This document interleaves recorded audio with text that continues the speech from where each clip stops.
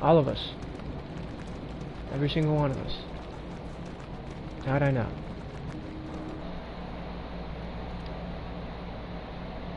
Let's see.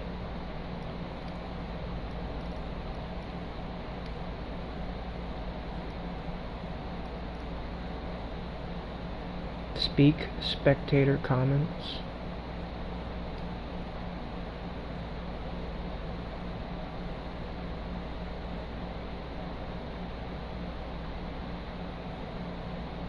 Comments are spoken only when the system language is set to English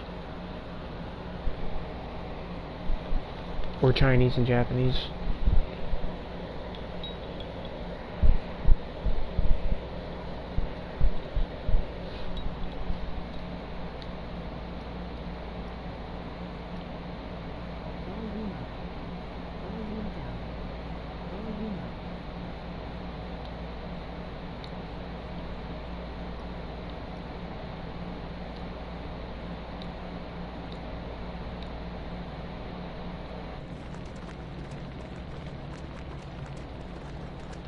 There we go.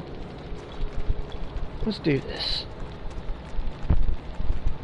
Alright. Let's try again.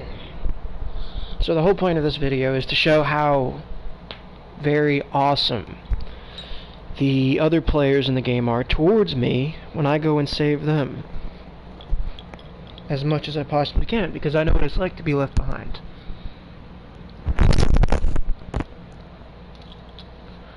And I also know what it's like to try and win the game. And if I'm being tunneled the entire game, and none of you come and help me, then guess what that means?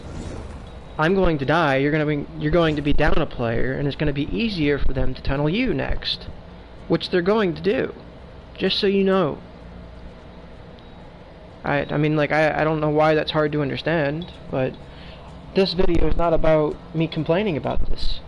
This video is about you all doing some self-reflection on how you play the game. Hopefully you'll learn from it. But if you don't, well, I mean, that's on you, isn't it? If you want to be a selfish player, then play selfishly, and you can lose as many times as, you know, your play style allows.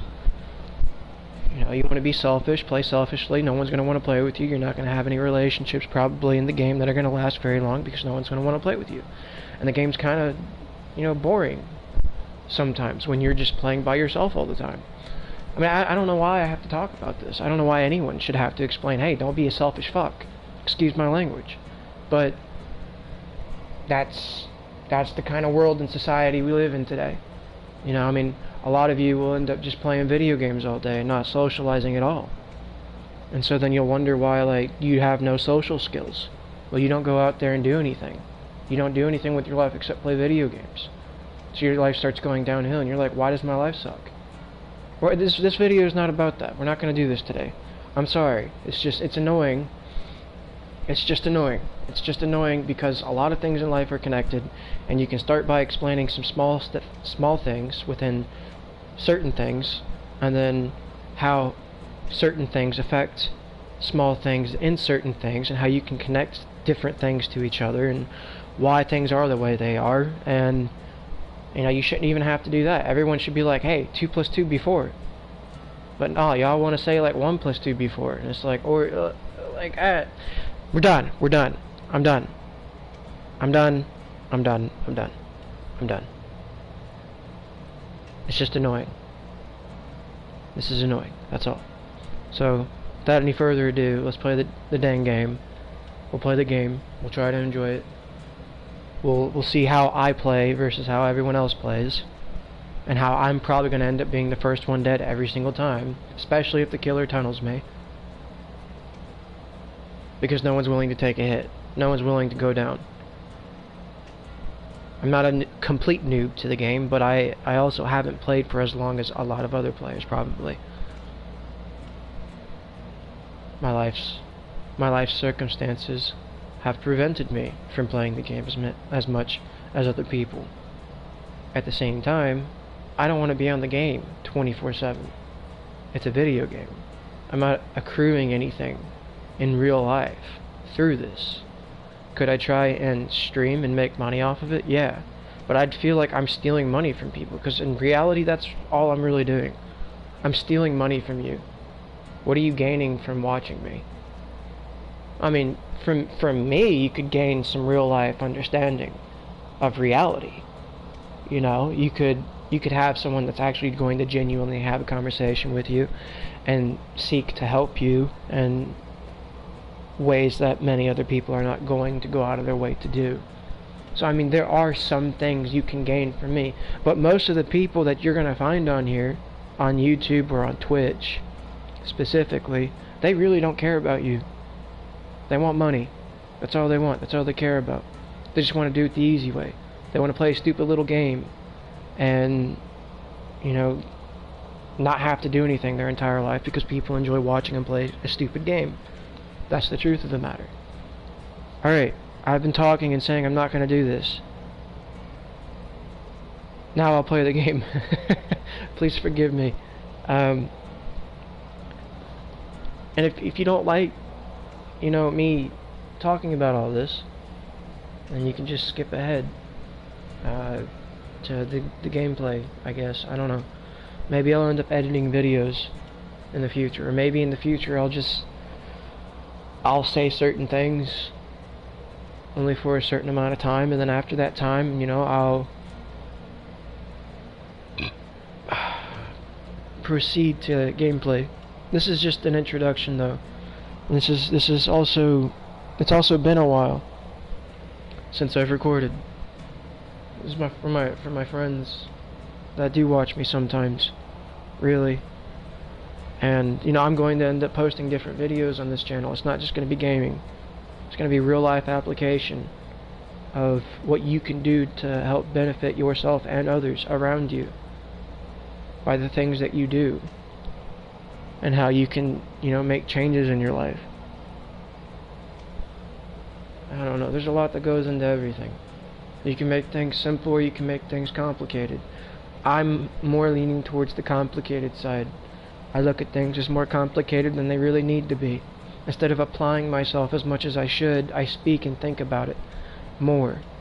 It's not always a good thing. Sometimes that's the best thing. In a lot of ways it's better because of the type of world we live in today, where a lot of the choices you make end up making a large impact on your future and others' futures. So if you take a step back and just think on something, you know, you can really find out what it is you want to do and how you want your actions to affect yourself and others. However, that makes your progression through things a lot slower. But at the same time, if you really thought out about what you really wanted to do and how you wanted to do it, you might actually end up being happier, and you might make a lot more progress faster than if you were to just go through trial and error and figure out what it is you wanted to do before. And life's not so simple as people make it out to be. Life's not a fucking, excuse my language, life's not a box. You can't put life in a box. Everything is gray. Everything is gray. Now there's black and white, but everything is gray until it's considered black or white. What do I mean? There's things that are wrong and there's things that are right. If you're doing something wrong, you know it's wrong. No one needs to explain it to you. But if you need an explanation for it, I'm sure someone out of the woodworks of life will come by and tell you, hey, you're doing something wrong. And if you think you're better at speaking than them, you know, you're going to eventually end up finding someone who does speak better than you. So keep fucking up. Excuse my language. I'm sorry. I need to stop that. Keep messing around. Keep doing what's wrong. One day you're really gonna find out. You're gonna find out that doing the wrong thing is not good. That you have really hurt yourself more than you've helped yourself trying to help yourself doing the wrong thing. I'm playing the game now. I'm done talking. I'm done talking. Let's play the game. I don't even know how long I've been doing this.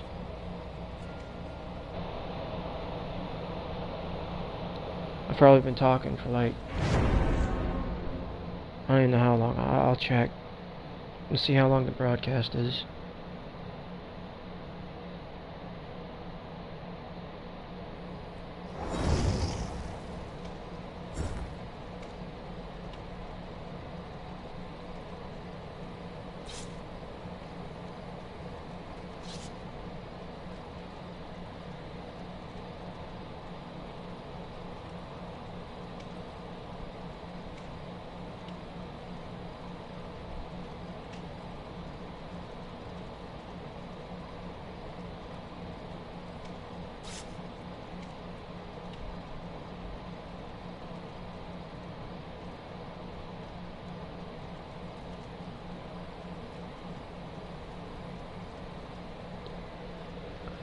And girls confuse me. I don't understand them.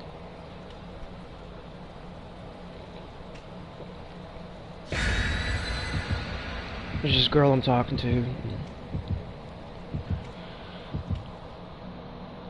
You know, I really like her. I really don't feel like saying what it is I said to her on here, but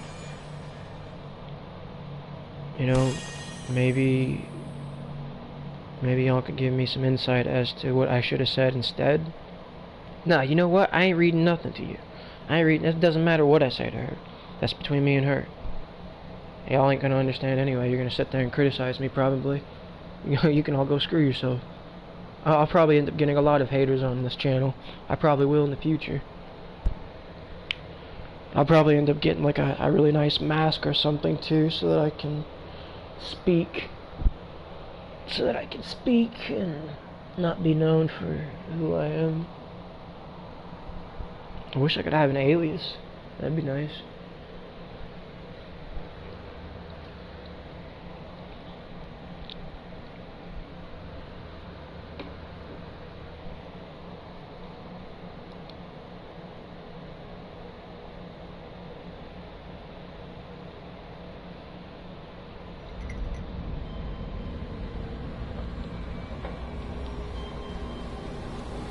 Oh, I never looked at how... Oh, whoops. Brilliant. All of it. I'm gonna be the first one found again, watch.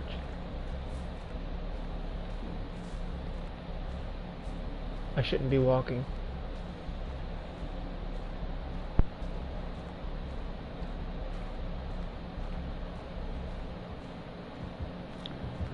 Oh, shit. Oh, they're being chased. They're in here.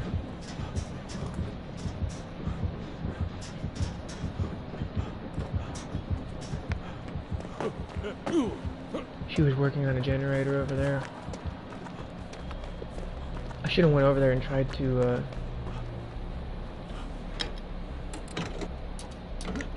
take a hit for him.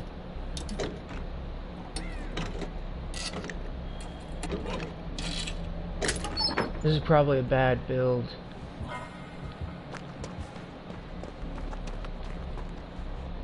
mean, not really, but like for those that... What is going on? Why is she still being chased?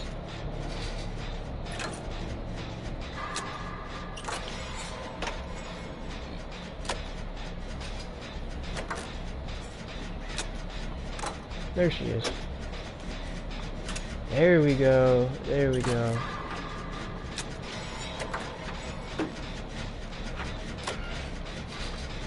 This is gonna be a fast gen.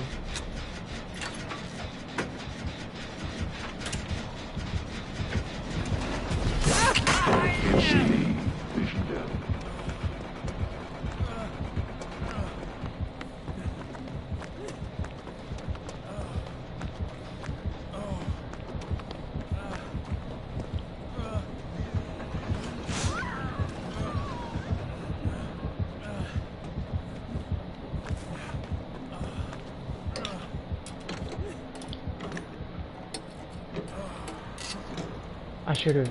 Ah, man. I want to go take another hit for him.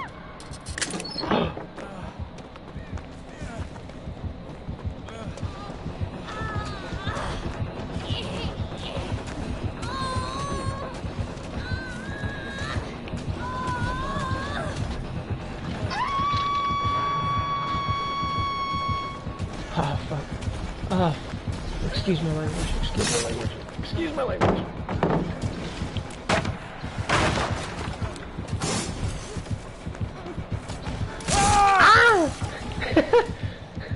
I was trying. Gene integrity, 96%. 96%.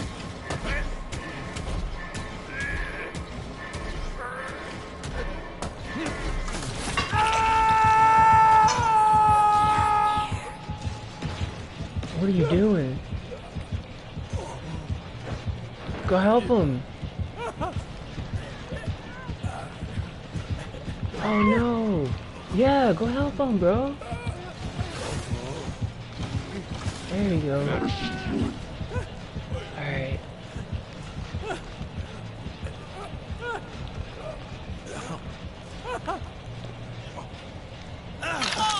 Oh wow, alright. I'm going this way.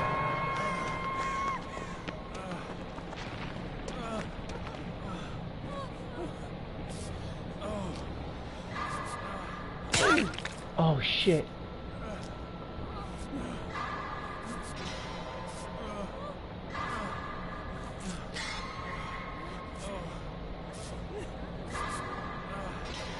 Why can't I see that?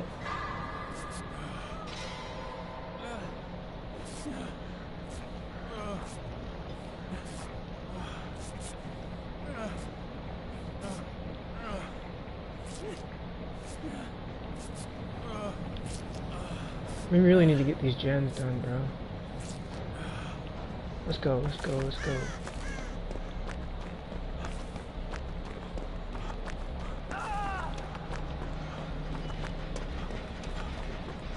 Oh man, I want to use this flashlight. I'm not very good at flashlights though, if I'm being honest.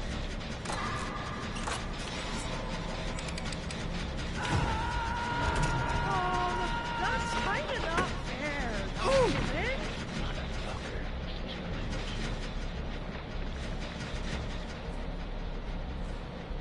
Oh, they got him. They got him.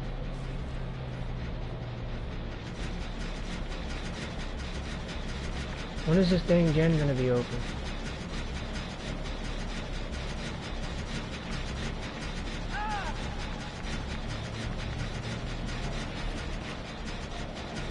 Is this gonna be close? Okay, whatever.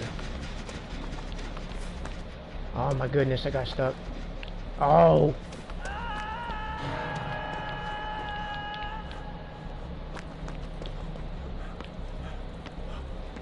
We need to do these gens.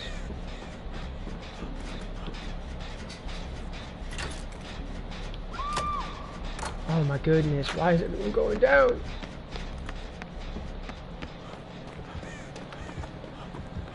Oh, they're gonna put him right here. I can't do it.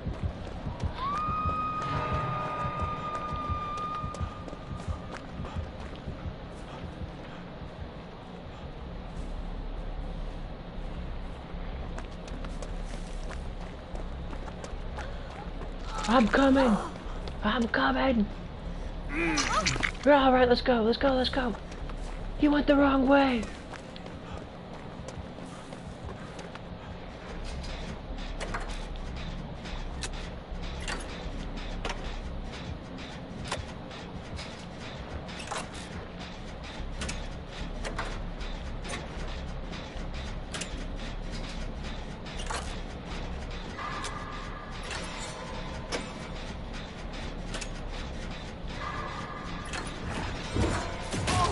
Oh, you mofo.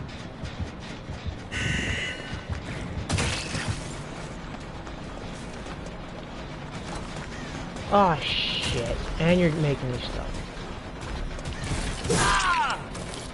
Oh!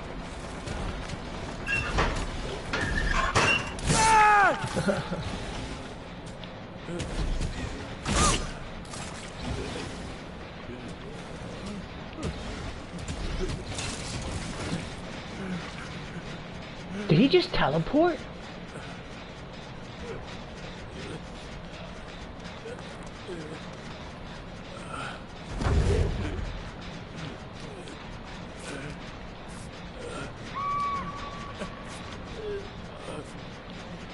What is on us?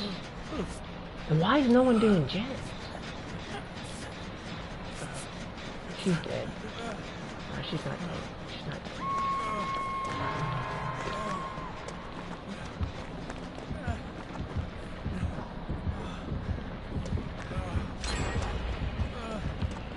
Where is he? Where is he?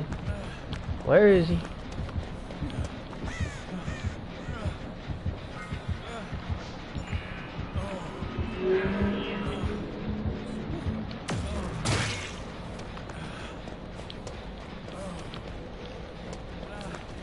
We need to do these gens, bro.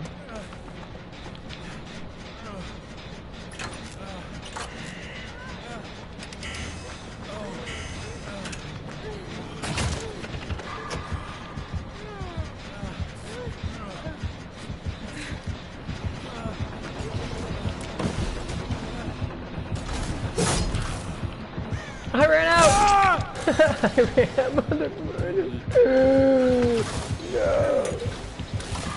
All things will succumb to my design.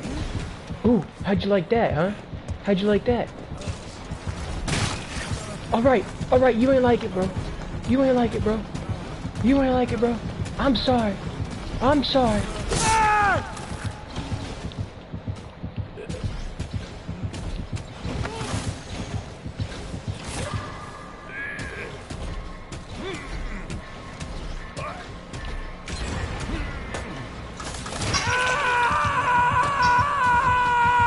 Damn, we all gonna die next hook. Why are they being so nice?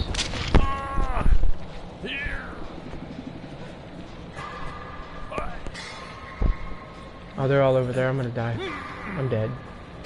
Oh, there's one right there. No, there isn't. Never mind. Yeah, I'm dead. I'm dead. I'm dead.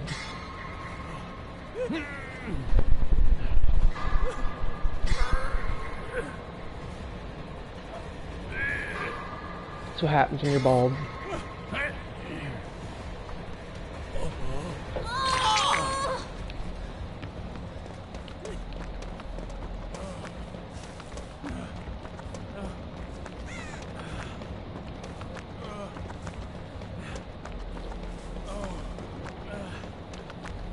I can't take this flashlight with me. I mean, I could, but... No!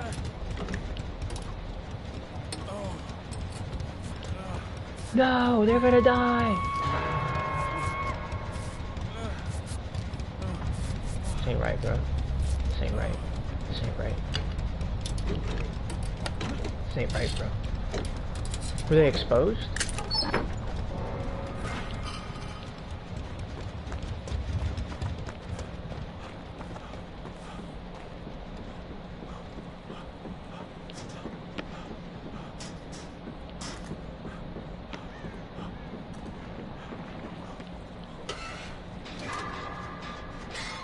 Where is he? Why can't I see this mofo? You motherfucker, I hate you.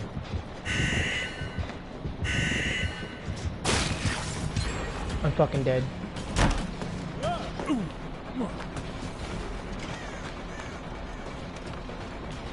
Fuck off, mate. Fuck off. How did you hit me? I'm stuck. No! No!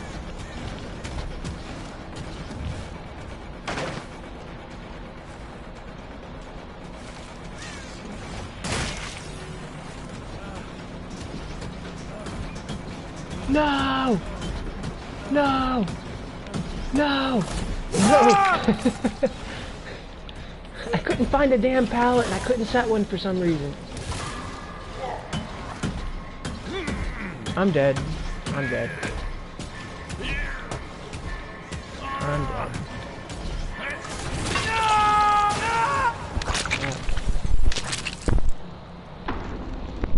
Because we spent, like, you know, the first 10-20 minutes doing nothing. Let's just let him hang all of us twice, and then we'll all die together. I think that's a great idea, guys. That's a great idea. I wasn't perfect either, though. I could have looped a lot better. I'm not very good at looping. And I sucked with the flashlight.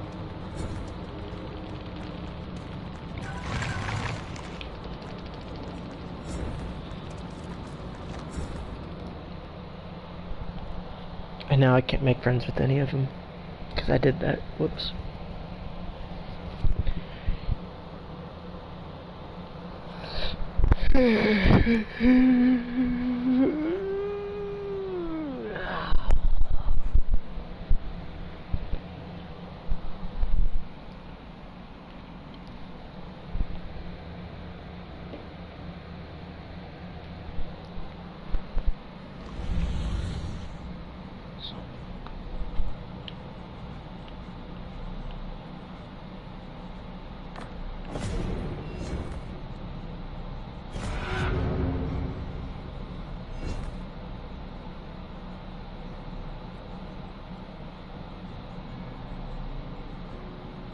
I have to be chased 120 times?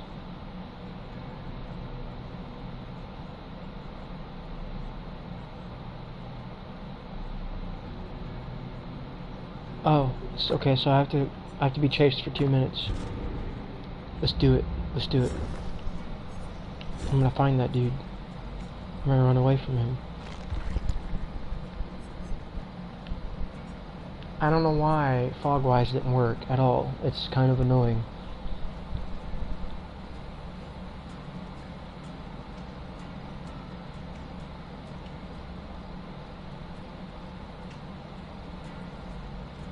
Like, why is Fogwise not working? And y'all saw me look around like crazy, and it just didn't work at all. Like, there's no range limit on it. You're supposed to be able to see it. So why is it not working?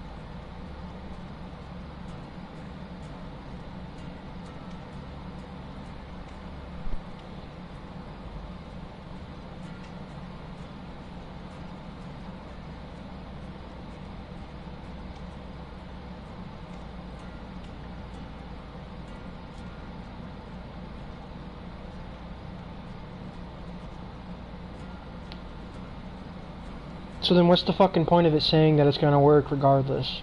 It doesn't say that it doesn't work on...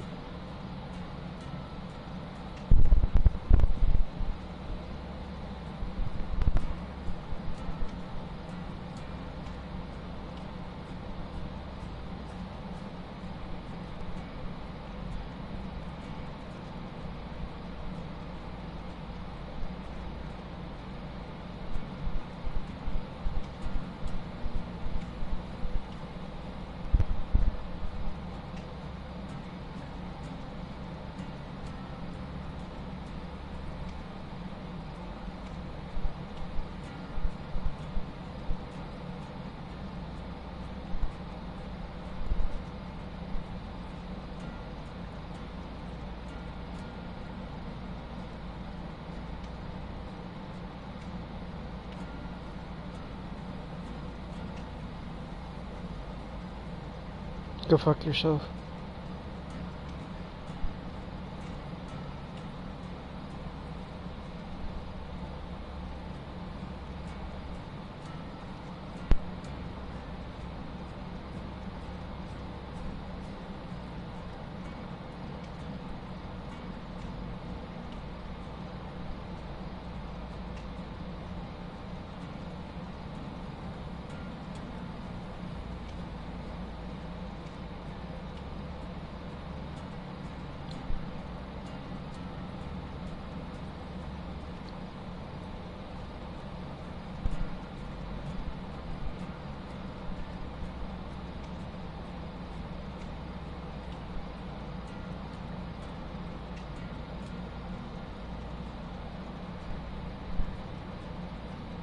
So then it's fucking useless to use fog lights because it's never gonna fucking work.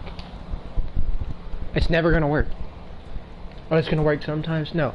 I need a perk that works all the time. There's no fucking point, excuse my language, of having a perk that says it works all the time and then it doesn't work at all. Like, that makes no sense. Like, I've ran it twice now. I've had a great skill check both games, and I haven't seen the killer at all. And were they undetectable? Probably not. They were probably chasing someone too. I don't know. I'd have to go back and look.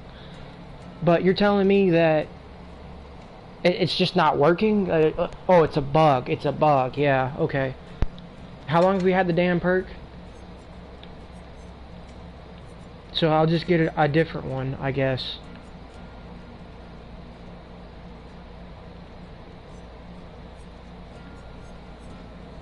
Deja Vu, Dark Sense. Each time a generator is completed, Dark Sense activates.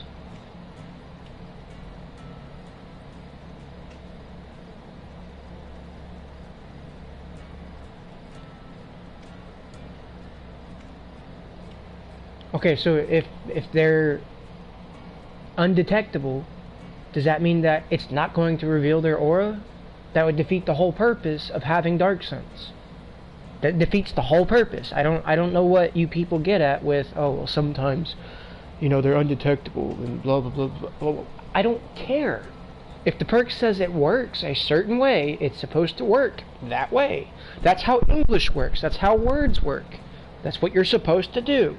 It's not supposed to be some conundrum of, oh, well, we just want to make the game however we want, and sometimes, you know, like, we'll use words that don't actually, you know, play out the way that the perk is used. And no. So you have metas. You have things in the game that work better than others. What's the fucking point then? What's the point? What's the point of playing the damn game with all these different perks if only certain perks work? It's not balanced then. It's my fucking problem with every damn game. Nothing's balanced. Well, I don't really like playing games anymore either. Nothing's balanced. Nothing is balanced. Nothing is. Nothing. There is no balance. What are you talking about, balance?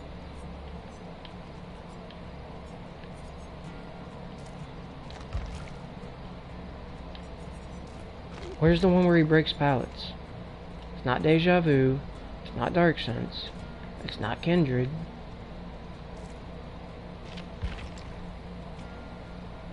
There should be one that reveals his aura every time he breaks a pallet.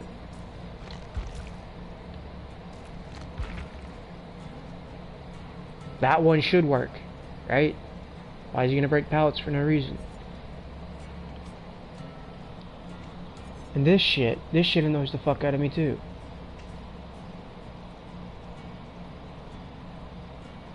Well, at least it doesn't cause exhausted. I could use this. This might be useful.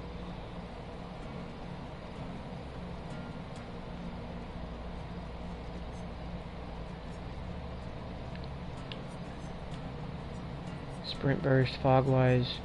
I think right now I'll use this. Deja vu, prove thyself.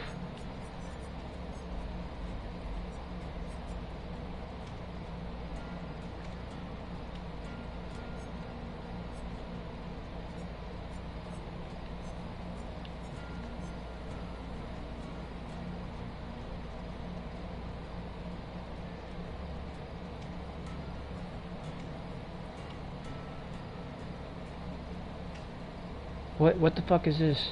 Your speed is increased?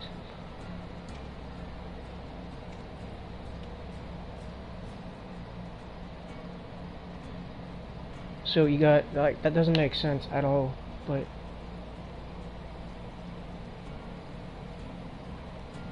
so you got spine chill, deja vu, prove thyself.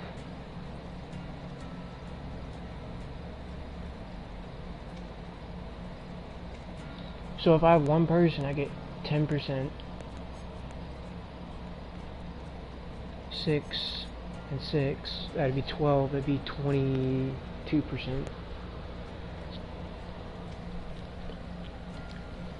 But I ain't running that right now. Especially with these people that don't really come to the save all the time. Oh man.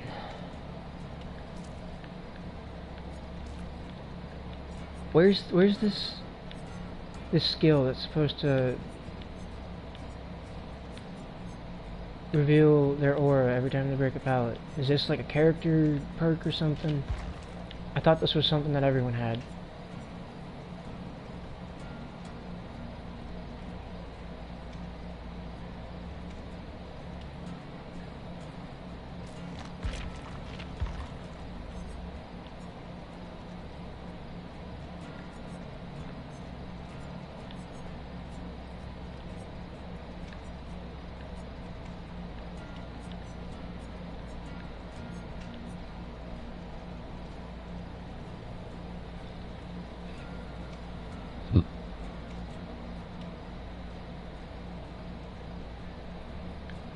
This probably ain't gonna be useful either.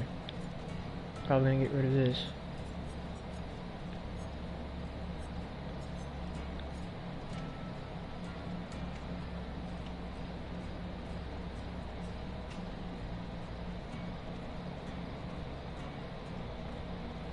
What does premonition sound like?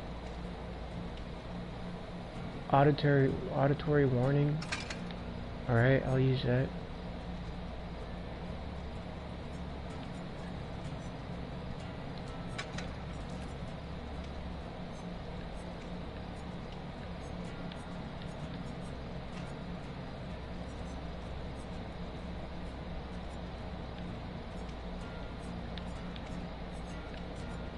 What's the other one? There's another one I thought was interesting. Spine chill. Get notified when the killer is looking at you with a clear line of sight within a clear line of sight within a 36-meter range. A clear line of sight. So if there's a rock in the way, but he could see completely over it, I'm not going to get a warning, I guess. So, I mean, I don't know, the damn thing could be completely fucking broken, for all I know. Let's try it. Let's see what happens. I'm going to take an item in here this time. I feel like this isn't going to heal me if I use it. I really don't even want to use any of these. I like to keep them. I kind of like collecting them. I'm not going to use them. I got 31 of these.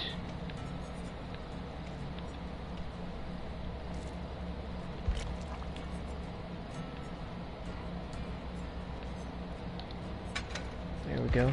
Let's do this.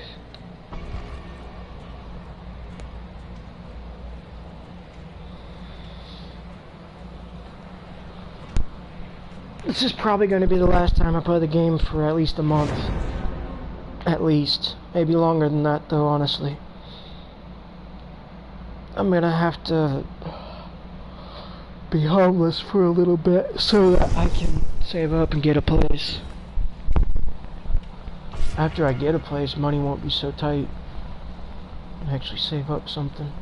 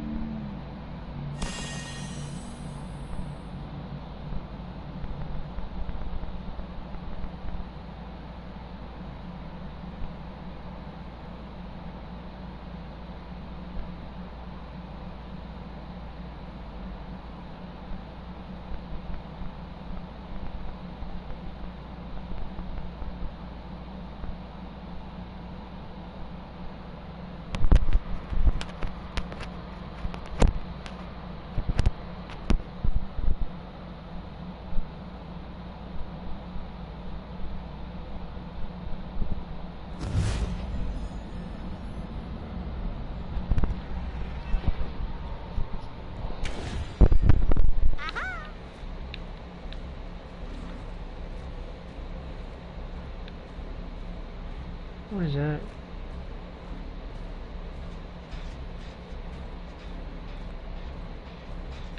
Oh, it's a chest.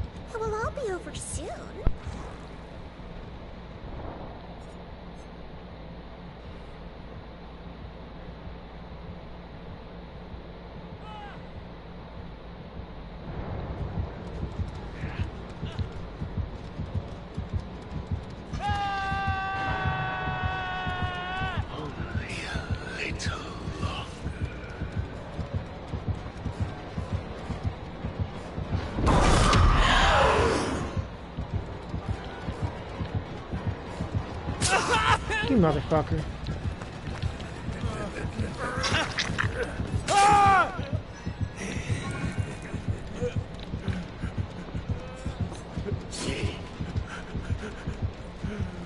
Go ahead, Chase.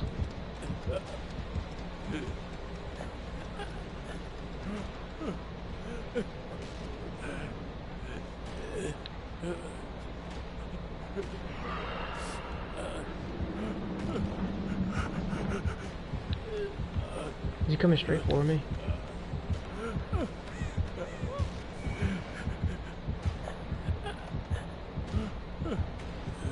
He lost sight of me.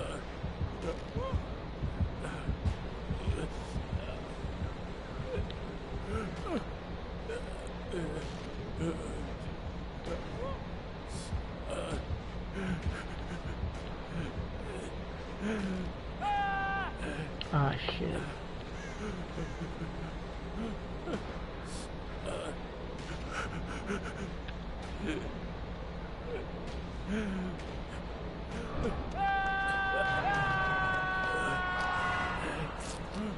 How did he already get on hook 2?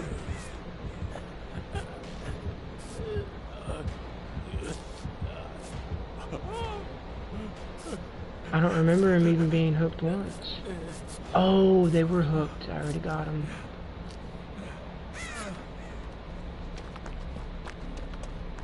What kind of perk do I have? We only got one gem done.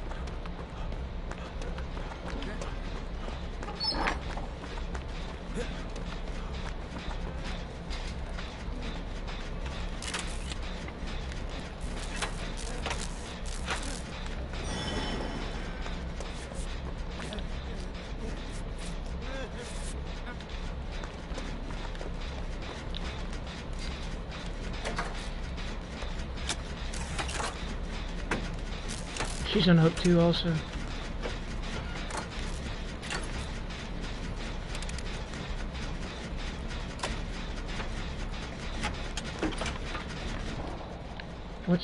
What's this perk that I have? I need to go find. Oh no, she's alright. She's not being chased anymore. Yeah, she is. Yeah, she is. Alright, I'm gonna go find her.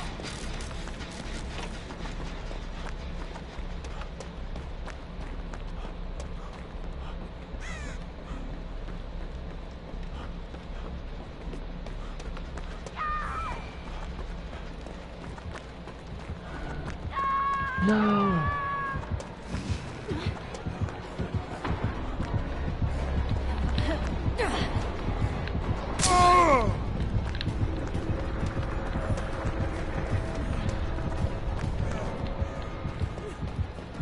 Oh, is he chasing me? Be very quiet.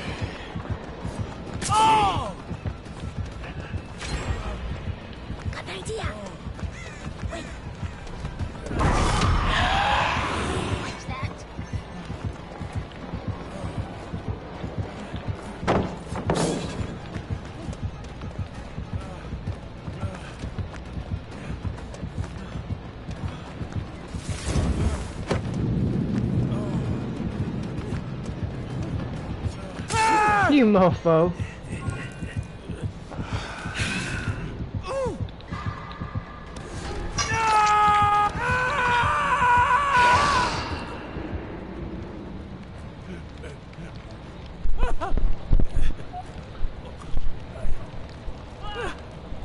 Oh no, he still got caught.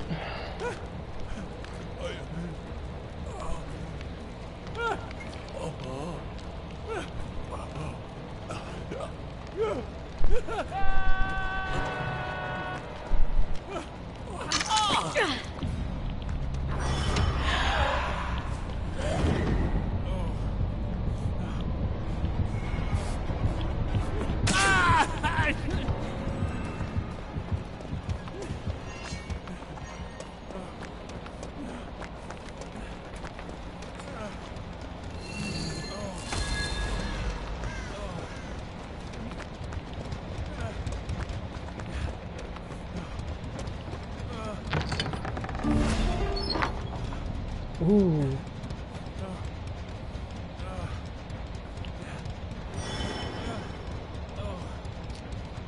I got men's self.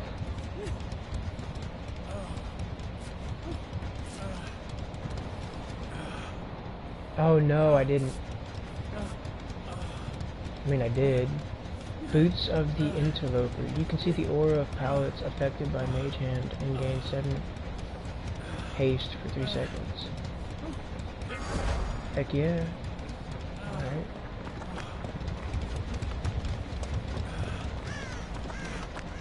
Oh, she's still alive.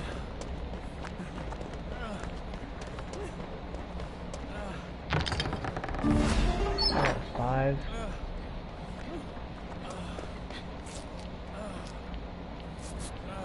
She found me.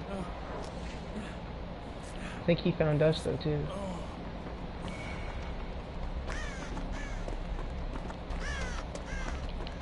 No, he didn't. No, he didn't.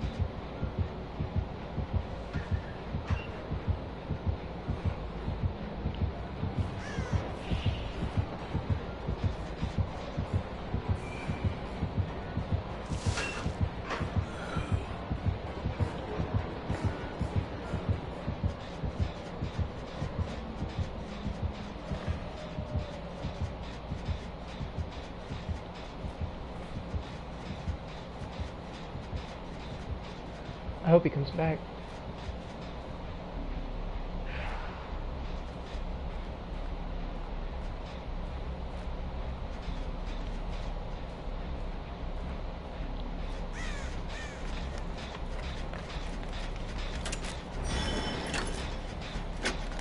There he is. He's over. Oh, he got her.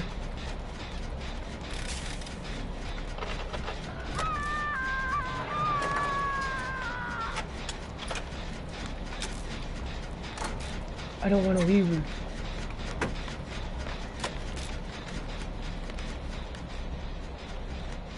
I got it, I got it, I got it. I got this, bro. I got this. Don't die, don't die. Don't kill yourself. Oh! No!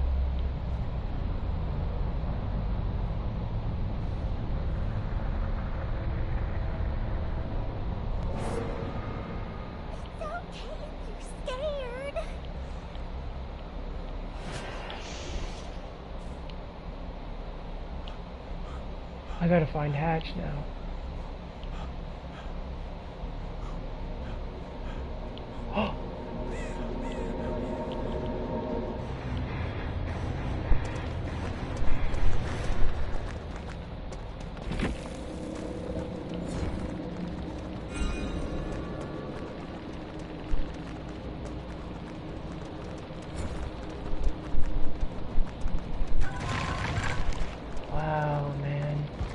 Where's my friend at? Where's my friend? I like my friend. I want my friend to... I want... Come back, friend. Come back, friend. I like my friend.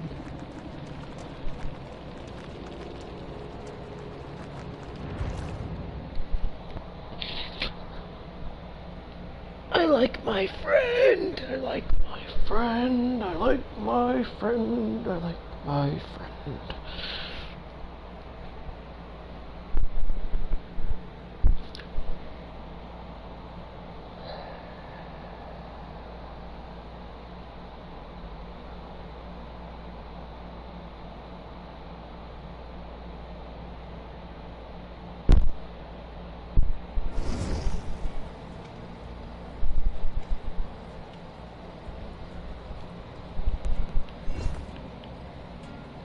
Where's my friend? Where's my friend?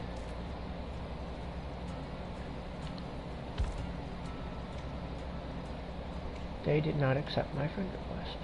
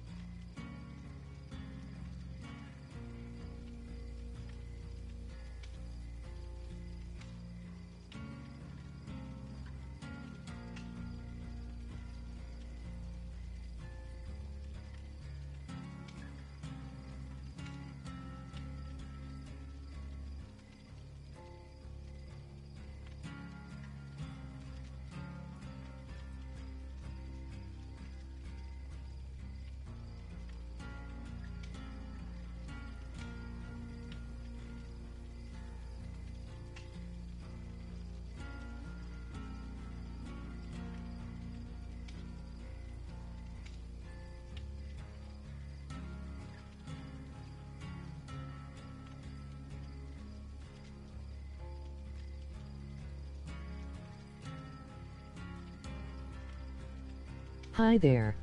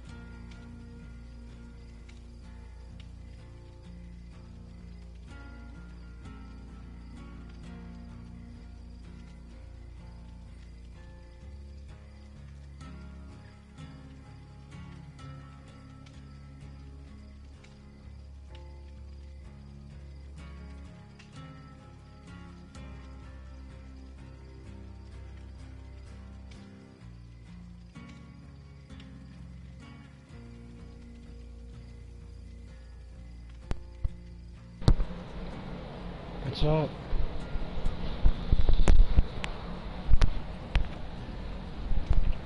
Let's see if we're even still here.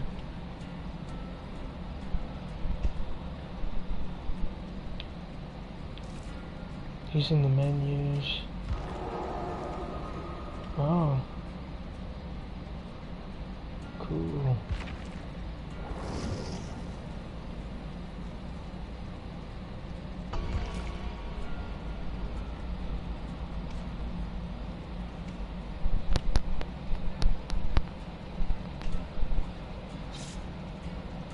I wonder if you're the one messaging me.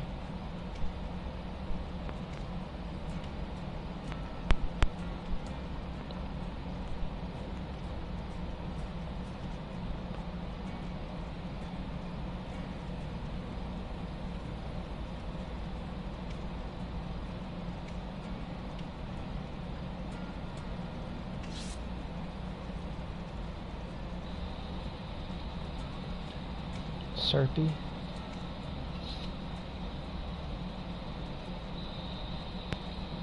It says hi in the news.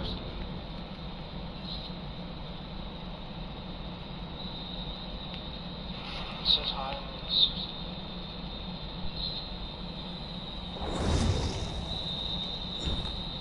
It says hi in the news.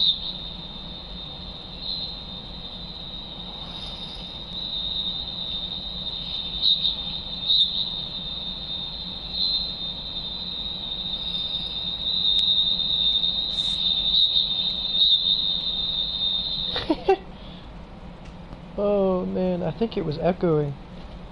Let me see if I can invite my friend here. Let me see.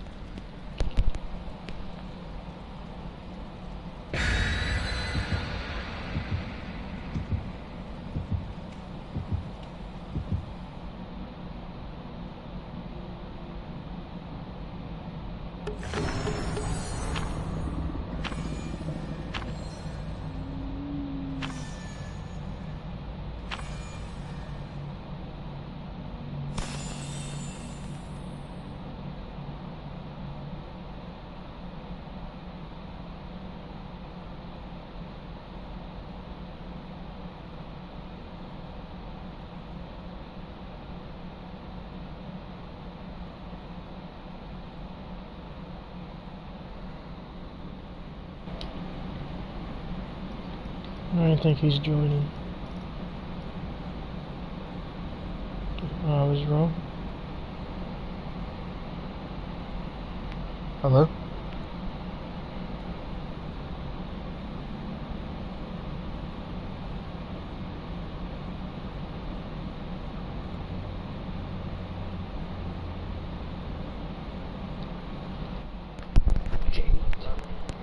Yeah, I can hear you now.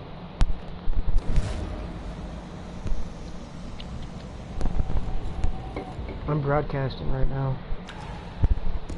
Hey, don't give me that look. No, I'm on YouTube. I haven't done very much. I'm not very popular right now. But you gotta start somewhere. Yeah, I've thought about doing that stuff. Just don't have the equipment or anything. I don't think. I don't know how to do it, honestly. You got a PlayStation? I have a PlayStation, yeah. You could broadcast from your controller. Like you could set up a YouTube channel and then connect it through your account on here.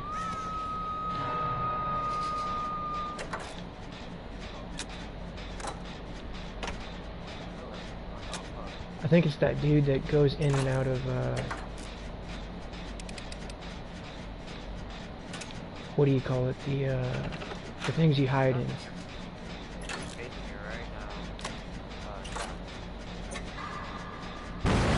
Fuck.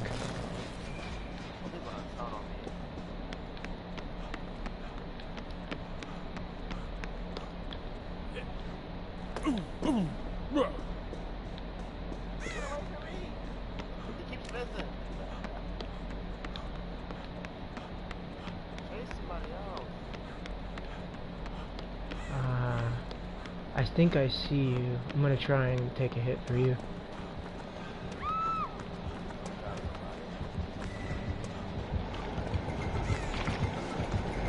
I ran right by him.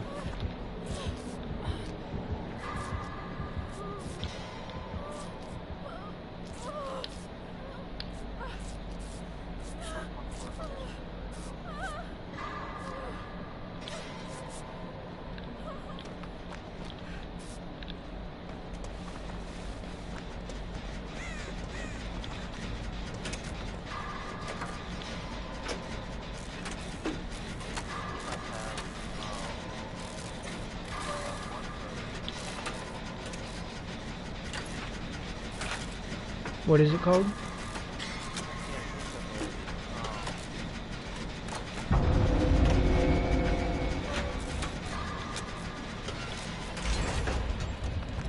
bad.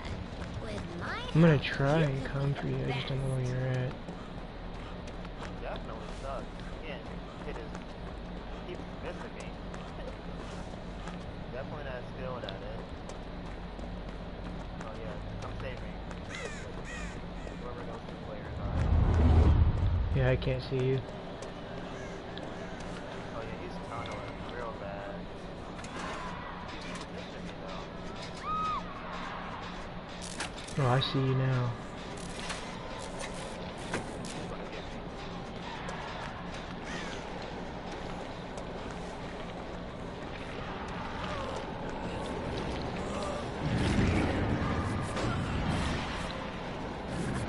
me. He ran right past.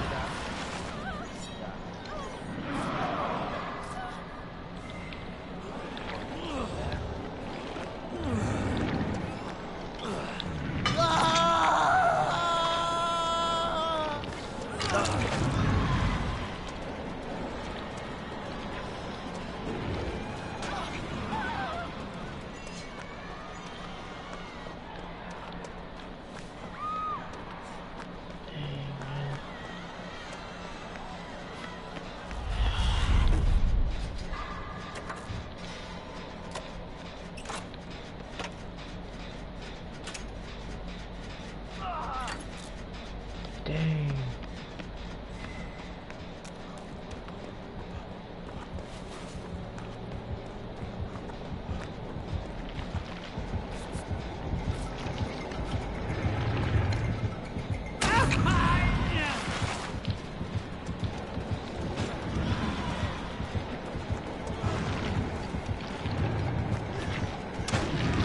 Ooh.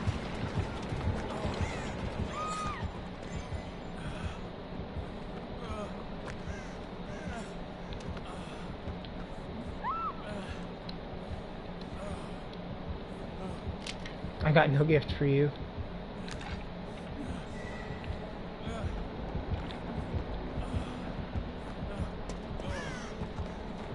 I think he's trying to slug right now.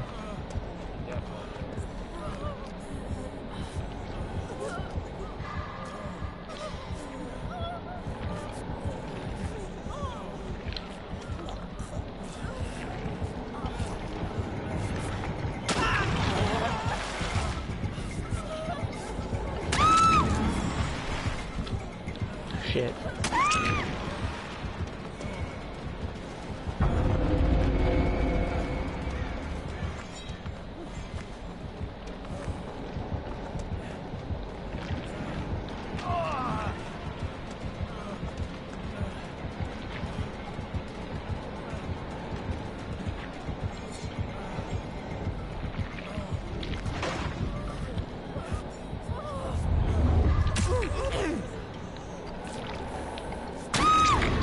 Fuck.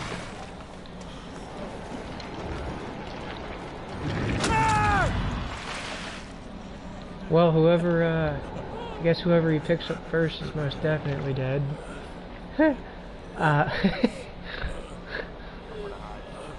Yeah, me too. I guess it's whoever gets hatched.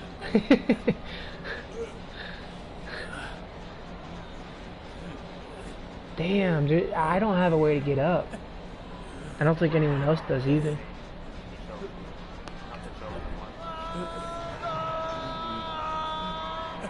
Oh wow.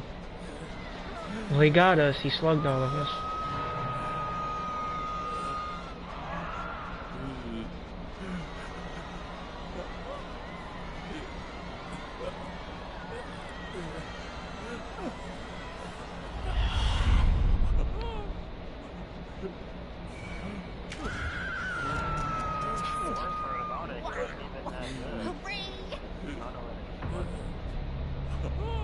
Right.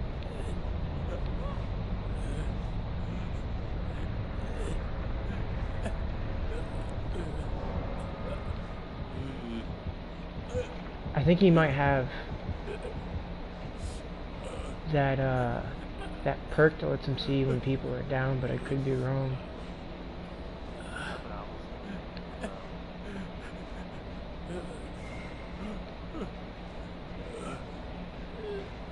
I mean, that's what I would do.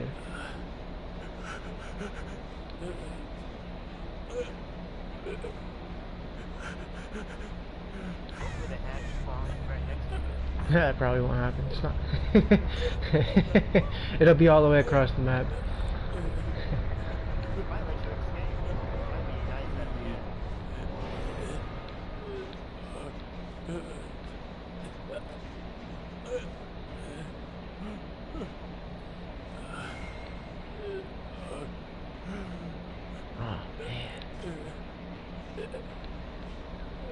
I think he'll find me before I get hatched.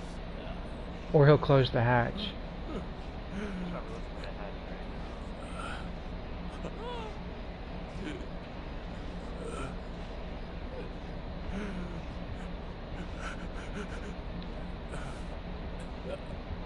He's gonna find me. He's gonna find me. He closed it. He's gonna kill me. I'm not gonna let you. No, he closed the hatch. Now, I'm just not gonna let him get the hook.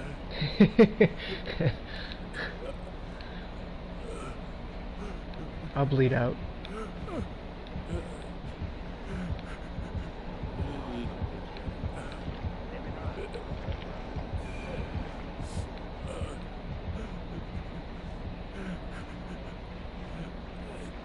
I'm gonna get rid of these perks too, because 2 of them are useless. I have premonition and spine chill on. I thought I wanted to see what they were like, but they really don't do anything.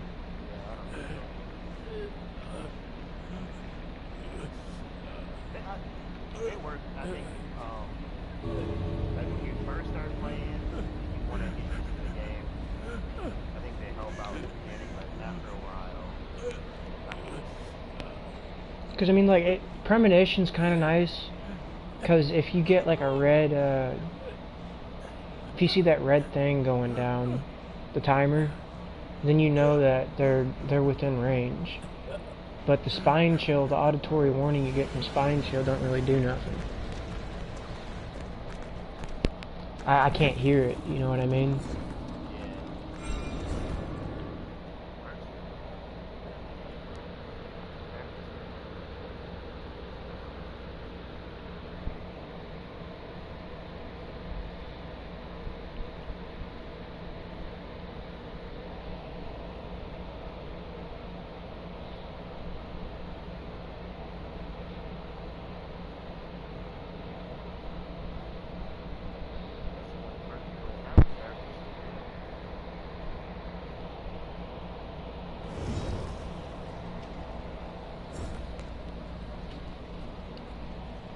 And he screwed all of us up.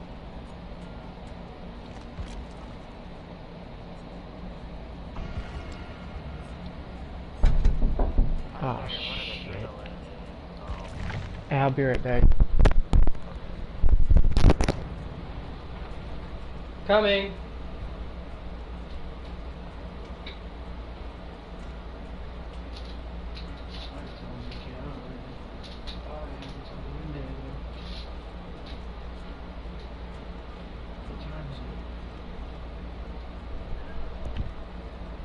Yeah, I'm coming.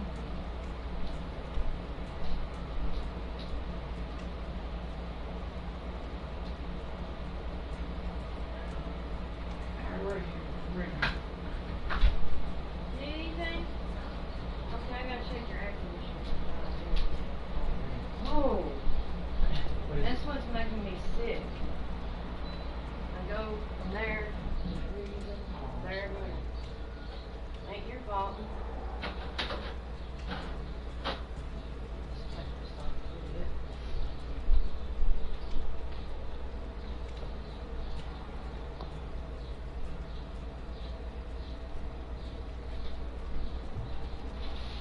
Let me take that.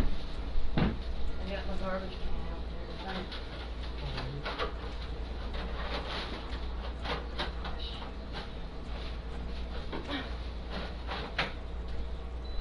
All right. You need some bags?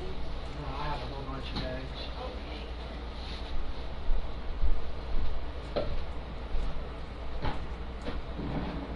I didn't check your plug pressure. You got any? Yeah, I have half of them.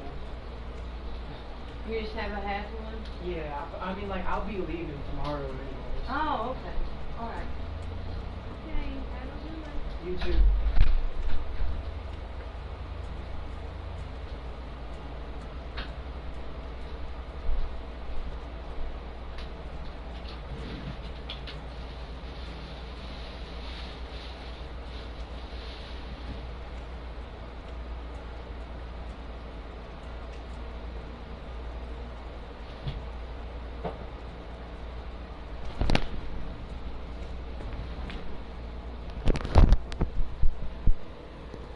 Hello?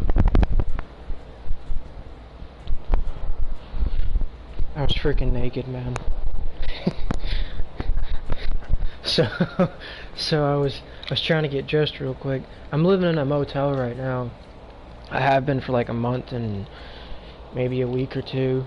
And I had 900 when I came here, and I make $550 usually a week. So, and it costs $350 a week, so I only have 200 a week that I'm able to save up, and it's not even that much because, you know, you're paying for food too, and then not only are you paying for food, you're paying for gas to get to and from work. So I end up paying like $40 to $60 a week in gas. I end up spending $40 in food, so 60 plus 40, that's 100, and then I have 100 left over. And that's with me eating cheap and trying to not spend as much money as possible. And then of course I'll spend money on like the canteen at work, or, you know, I want to like treat myself because life sucks right now. So I'll spend however much I spend out of that 100 I have left over, and it hasn't been good. So today's actually my last day in here, and I'll be going to Salvation Army or to a service area tomorrow. Yeah, I'll be doing that for a month, and then I'll eventually get my own place. I have a really good job. I mean, I've never made as much as I do now. And if I could get overtime, it'd be really beneficial. But they don't really need people to do overtime very much. And the people that work on the other shifts, they're not very cool. I work third shift, so I work on a forklift, and I can listen to an earbud. But on the other shifts, they ain't really like all that. I mean, it's all right, but if they're having a bad day, like the supervisors, they'll just shit on you for no reason. And yeah, so like it's one of those things where it's like, I wish I could tell them to shut the fuck up and mind their own damn business, because it's really not that big a deal, because they don't say nothing half the time, and they're just trying to pick and choose when they're being an asshole. And you know, because I'm a human being, I'm just like them, but they act like they're better than me. And I feel like I should be able to do that. But I guess freedom of speech don't work like that when you work somewhere. And I mean, you're also not allowed to talk about your religious beliefs, even if the two people that are talking to each other believe in the same thing, because there might be someone that's right next to you that don't like that, which makes no fucking sense to me. Because I mean, like, because I work somewhere, I ain't got freedom of speech no more. Like, I have to follow certain rules and laws or whatever that go according to the company standards, but we're in America. You know, like, there's supposed to be laws that protect people from, you know, places that you go that tell you, oh, you can't do this, you can't do that. But you go to work and all of a sudden you can't talk about the things you want to. You have no freedom of speech. It's like, okay, well, what's the fucking point of having those laws in place? Nobody follows them. People just force you to do whatever they want. They say you don't have a job anymore if you talk about what you want, or if you cuss them out. You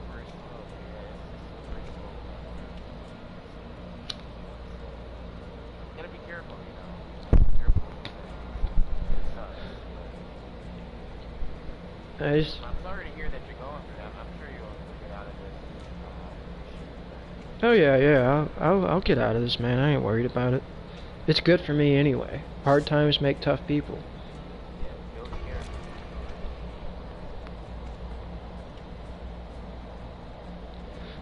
I'm actually glad that I ended up getting kicked out of my family's place twice. Because, well, actually, I've been kicked out of my family's place more than twice. Let's see. 1, 2, 3, 4, 5 times at the very least. At the very least, it could be more than that. But I've probably been kicked out of my mom and stepfather's house 3 times, if not 4, and then I've been kicked out of my grandparents twice, if not 3 times. And it's because I was doing things that I shouldn't, which is smoking weed or Delta 8, or, you know, I'm doing things that they're not affecting them and they're okay with me doing those things. It's what happens to me when I do those things that they're not okay with, which is fucked up in my opinion, because I didn't know it was that for the longest time. I just now realized, like, the past 2 months, 3 months, that I can't do that stuff anymore because it's negatively affecting me in the manner that it's affecting me. I always thought it was just a mental breakdown that I was having from my family and the way they treated me, which made sense. But it was the added stress from my family, because they would literally blame me for everything that went wrong in our relationship. They take no responsibility or accountability for any of their actions, whether it's words or, you know, physical deeds. And they would blame me and say it was my fault, and then I was their scapegoat. The entire family would look at me as if I was in the wrong for doing something. And if there was any situation that was going south, they'd look at me and say, you're in the wrong. So for example, at one of the Christmases, it was either last Christmas or the Christmas before, my little brother brought his girlfriend over to where we were living. And my parents had helped pay for, you know, his rent for the place that he just got, the trailer. and he brought his girlfriend over, and I was living with my parents at the time.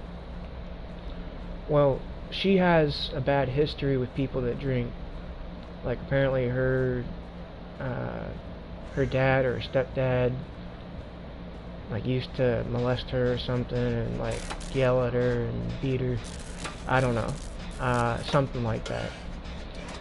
And so I didn't know that everyone in the family had a discussion that they're not going to drink around her.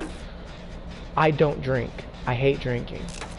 Sometimes I drink now, after everything that happened, but I never drank really before. Weed was my thing. And so that Christmas, I was like, alright, I'm gonna go out and buy some 10 single shots of Fireball so that we can all drink together and enjoy our time together.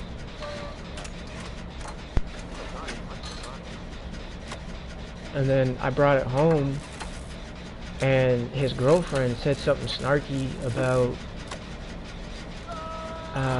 I'll come get you. His girlfriend said something snarky about no one's drinking around me or something like that. And I was like, I don't know who. In my mind, I'm thinking, I didn't say this to her, in my mind, I'm thinking, who the fuck are you? Like, I live here, and I wanted to do this to be nice to all of you. You know, so I said, well, I'm drinking, and I took a shot right in front of her. I wouldn't hang around here. And then it started like a whole drama fest.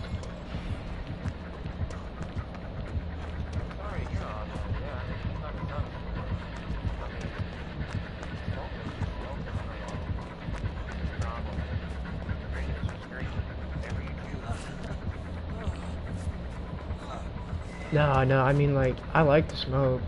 The family didn't really have any problem with me smoking. It was what happened to me when I would smoke. When I would smoke, apparently there's people with certain genetics. There was a study done that no one talks about.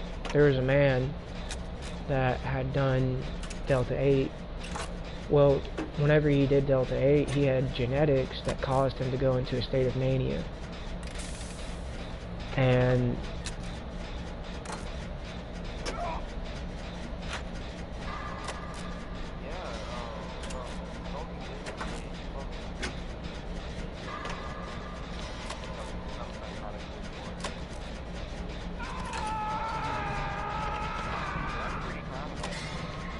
a lot of people talk about what happens to them after they smoke sometimes on like Quora forums and stuff.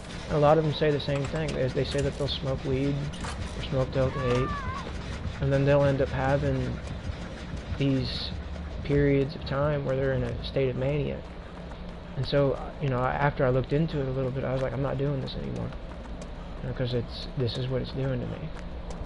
And like 3 months ago, I stopped because I figured that's what it was, but I didn't find out until like a month later. 2 months later, like a month ago.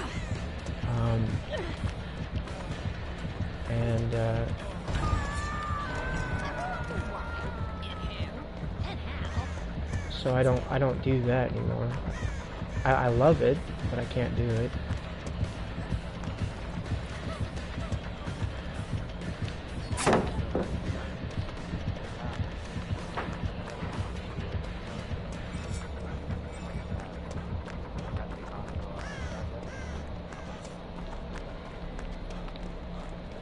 Like I got sent to the hospital from Texas. I was in Texas at the time, and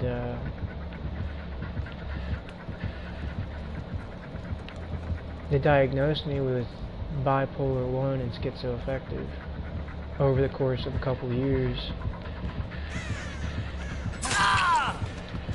And it's not real. I mean, some people say this is just their opinion versus my opinion, but I mean, this is the truth of the matter. Whenever I take that medicine that they say I need to take because I have these disorders, all it does is ruin my life. I can't keep a job. My dopamine levels drop to a certain level that's not sufficient for me to function within society. I can't have conversations with people. I can't do normal tasks. I can't even really walk around without having major issues. They found me again. So I stopped taking the medicine. And so my family thinks that every time I stop taking the medicine, that's whenever I have these issues, but that's not the case. And they don't really want to look at that as the source of these issues that I'm having, because they want to drug me up and keep me down. Because that's what they've always done. They've always used me as a scapegoat. And they like me drugged up because I'm more masculine than everyone else in this side of the family whenever I'm not doing that stuff. Or even when I am doing that stuff, they don't like my masculinity. They don't like how tough I am. They don't like the real life situations I've put myself in and grew from. And they don't like my father.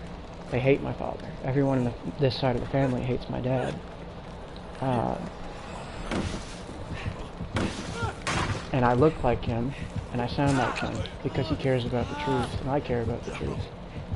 And so I'll sit there and I'll tell them about these things that are important to me, or that are based on reality, and they don't like it because they like to live in a fantasy, where they can do whatever they want, put on a show for everyone, and mistreat people.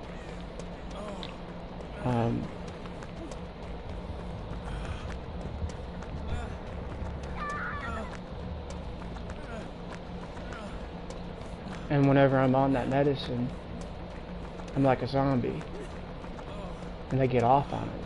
They get off on seeing me like that, I guess.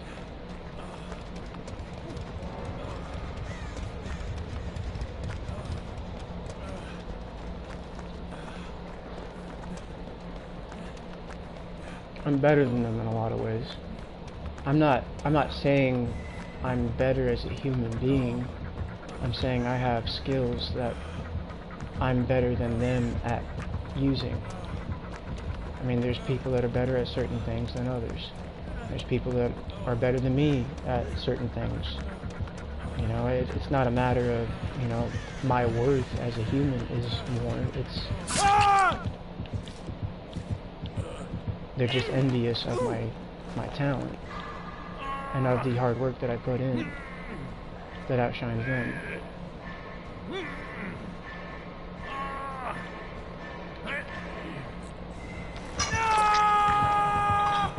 Now I don't know if I really want to have...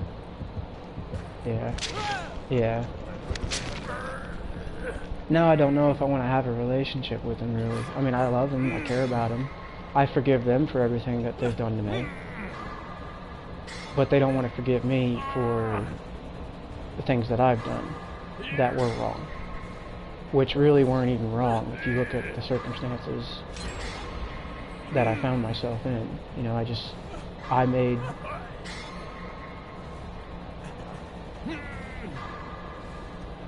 said some things. I said things to them that they didn't like. And they don't want to forgive me for that. But I've forgiven them for the horrible things that they've said to me.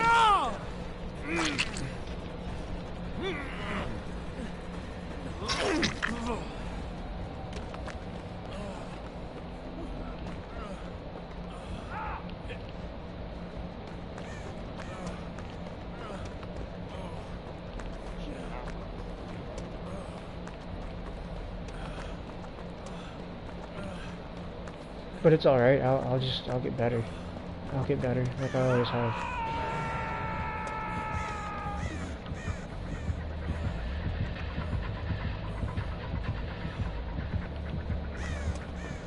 I'll learn from my mistakes.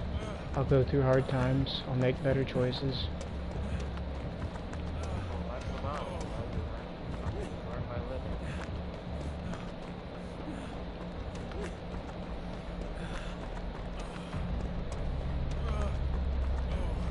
I think I'm gonna let him kill me so you can try and find Hatch.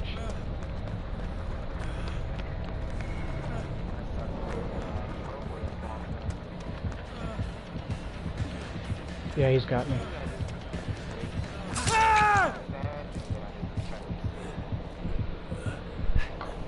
Oh, he's mooring me.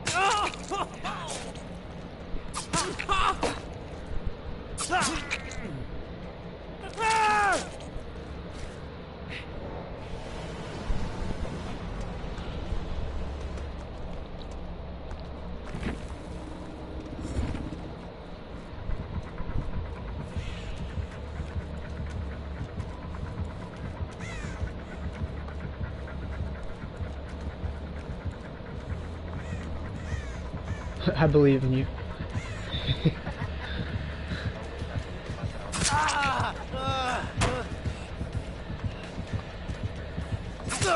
Oh no.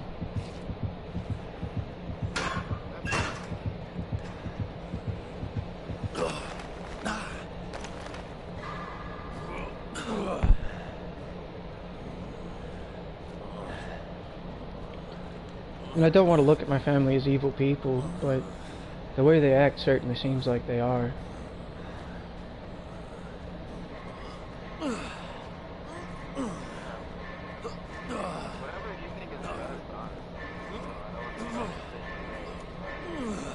And I don't want to go visit them again either, because of I don't want to go backwards.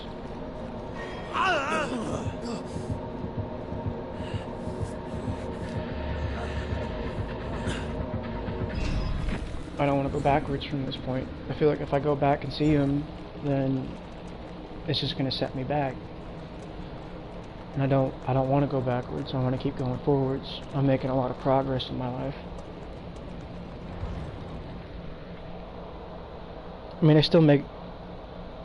I make some of the bad decisions I've made before, but I'm not making the same decisions that put me all the way back to where I have to restart completely. So as long as I keep trying to change those bad decisions, which I'm working very hard on, you know, I can eventually get over them.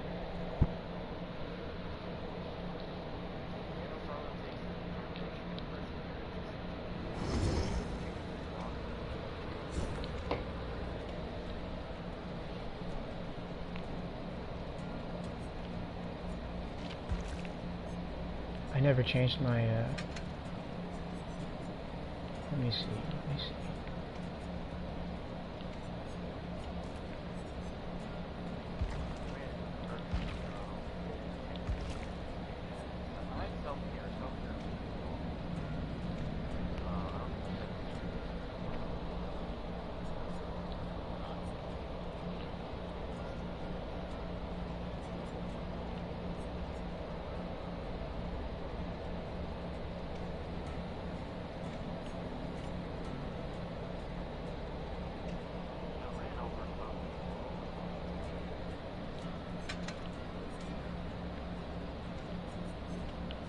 I'll put on a whole bunch of gen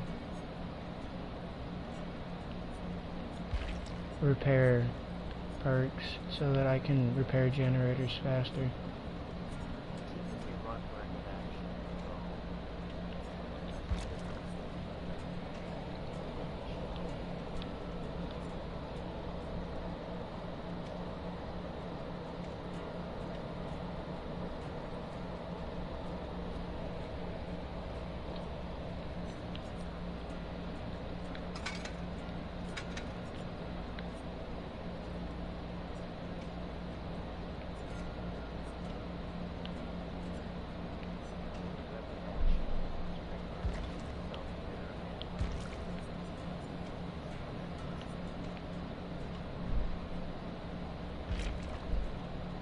One more. There should be deja vu in here somewhere. I might go with it's one of Dwight's abilities. It's where it's bond, so that I can see where everyone is, so that I can find you and we can take these generators down one by one.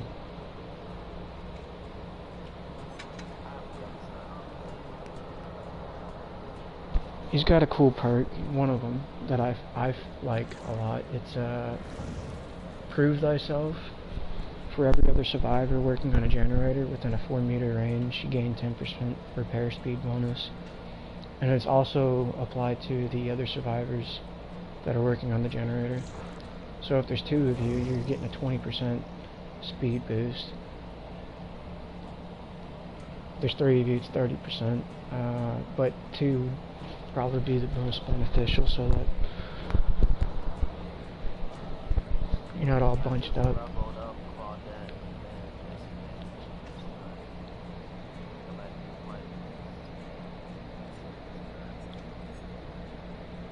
And then Spine Chill gives a 6% speed boost to a lot of things. I don't really use it because it doesn't seem very beneficial, but I think I like the speed boost.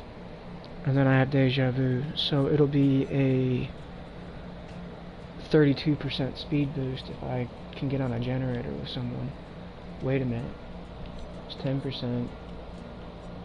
Yeah, it'd be 32%. And then the other person would also have, so it'd be 42%. I'm gonna try it, I don't know. I'm not very familiar with all the perks that survivors have. I haven't been playing for very long, and when I did play, it was usually on and off.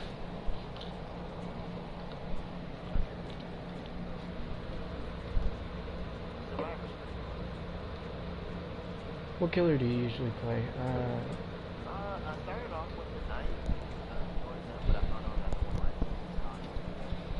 so I switched to Tiffany, Chucky, and I like the leader. So now it's either the pig,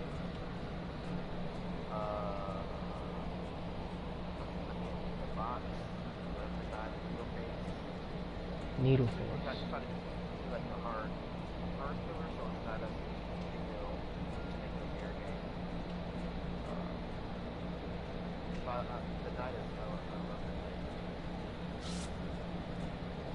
I like the Huntress and the Knight.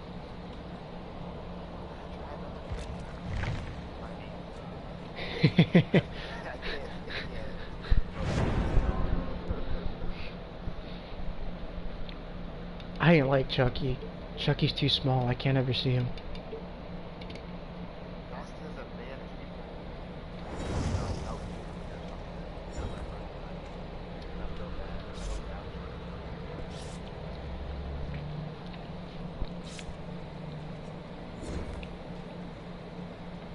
Oh, I can't change my challenge.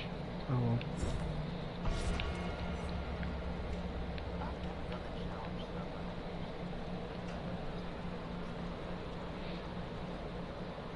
Yeah, what's difficult for you to understand it?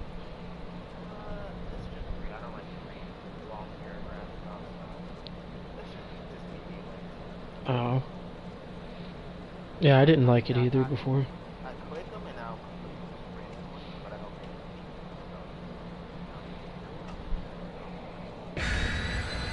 I think whenever you try to do challenges for games too, it kind of takes away from enjoying the game itself.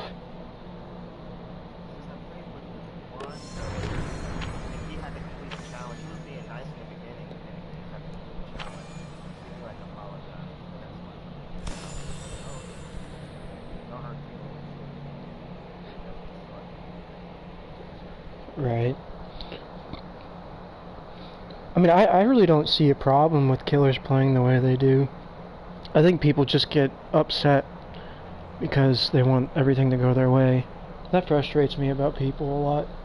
People just want things to go their way, and that's not how life or games work usually, especially if you're playing in a competitive atmosphere.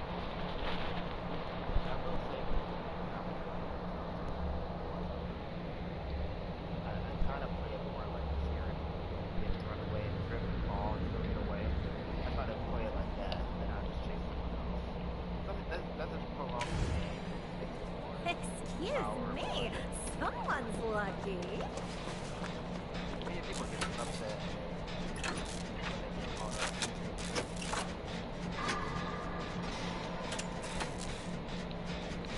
Oh, he's all the way across the map.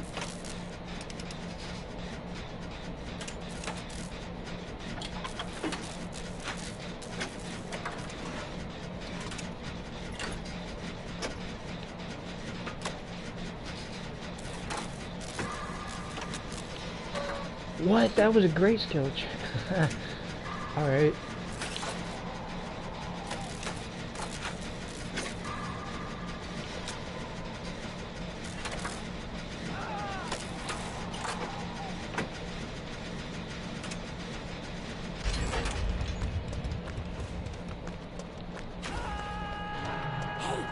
Remember when? Oh, no, that wasn't you. He found me. Never you mind.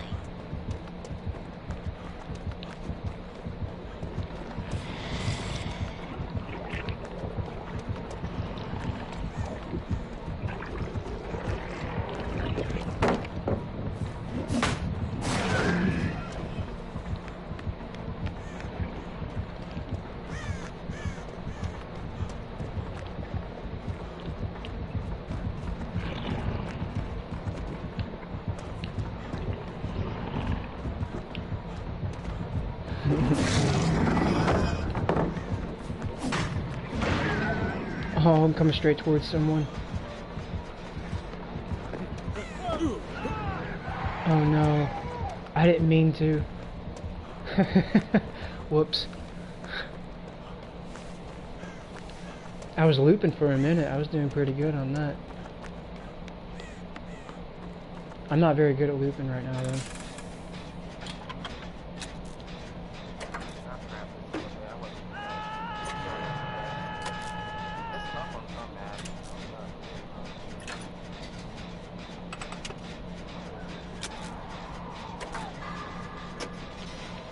I'm gonna go try and get this person off. Oh, they already got him.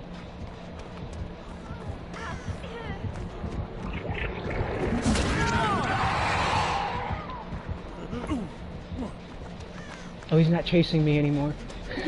I think he got upset with me earlier.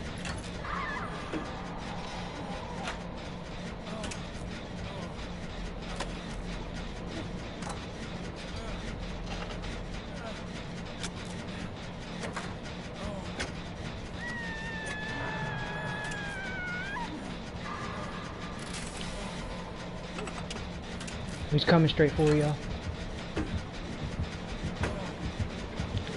Oh, he's coming for me. He's coming for me.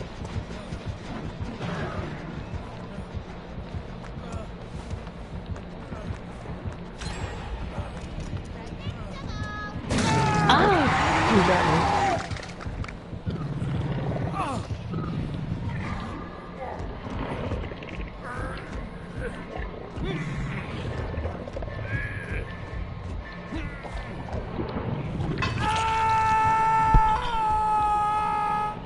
He's coming towards you guys.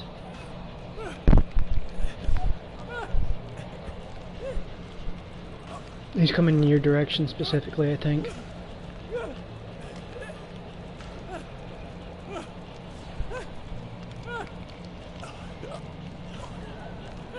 Oh no, he found the other one. He's all the way across the map from you.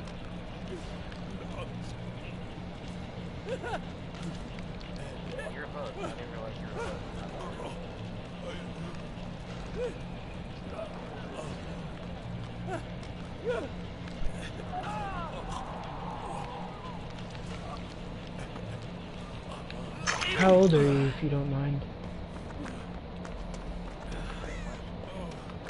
You said that's a great question. You're 20. I'm 24.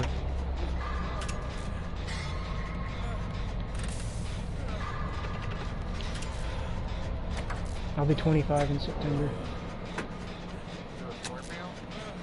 I'm a Virgo.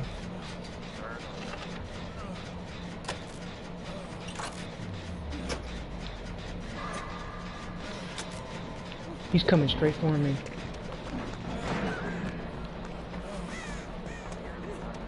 Oh, he ran away from you.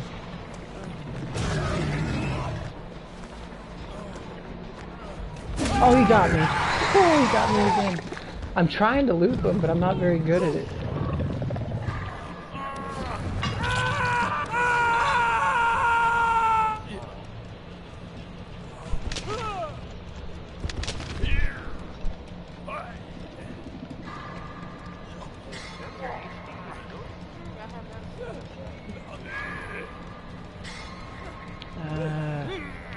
I think they've been hiding a lot.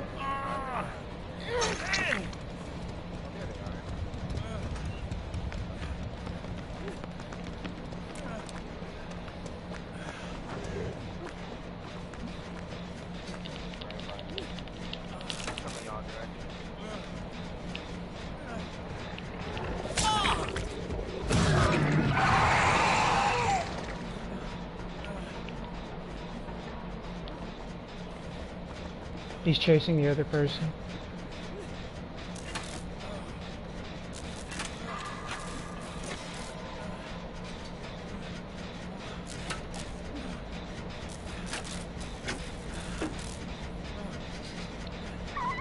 Oh no, they got him.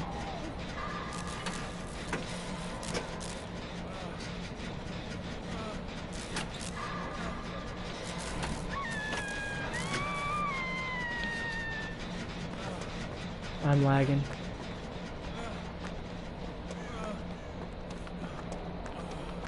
I lived in a hotel for 3 months when I moved to Minnesota. My Wi-Fi sucked. I was at a different day. Because it's not home, not time.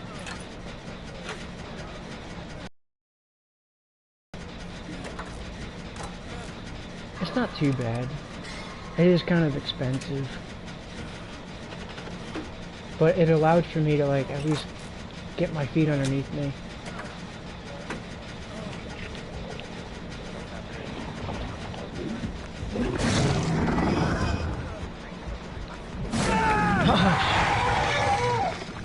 You said you paid 300?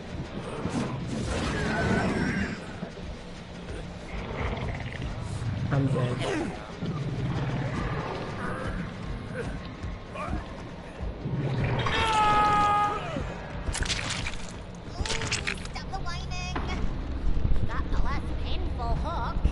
I drank a quarter of a Four Loko yesterday.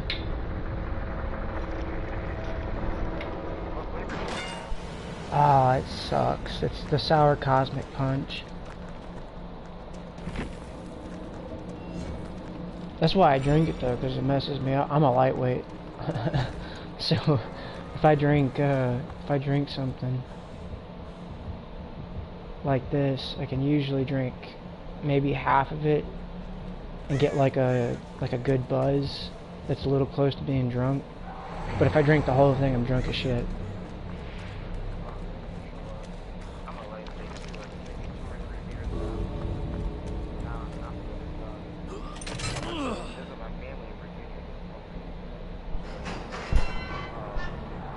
He's coming towards you.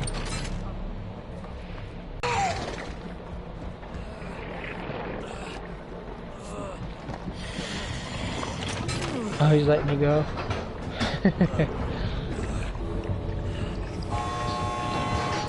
He might hit you again and then take you over to it.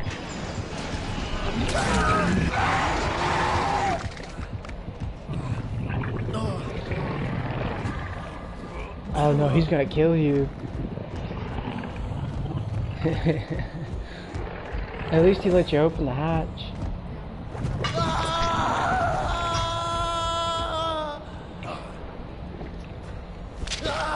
He's like, nah bro, I need these kills.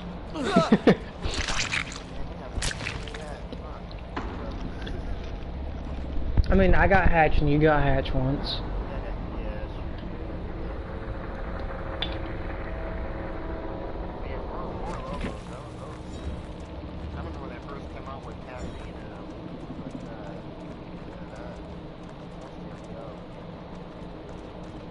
They don't have caffeine in them anymore.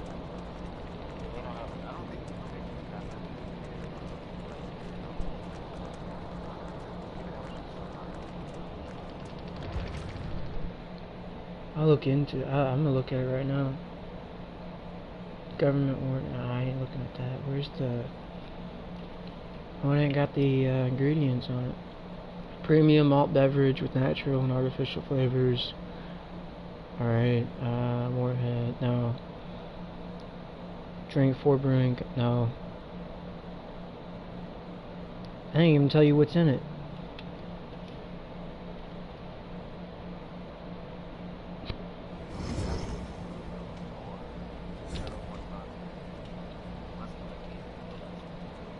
With the Four Locos?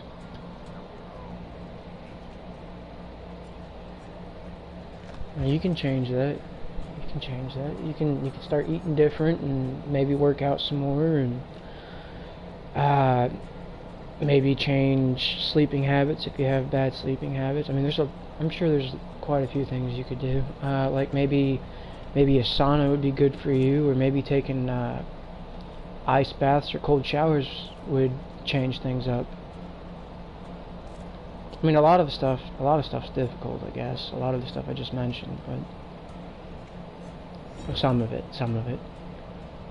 But I found that doing those things really helps. And it sucks, kinda.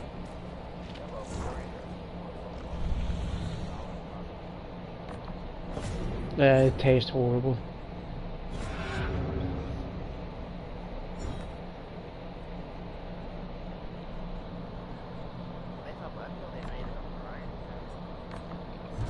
I didn't know they did that either. Yeah, 14% is crazy. Like, I'll look at what do you call it?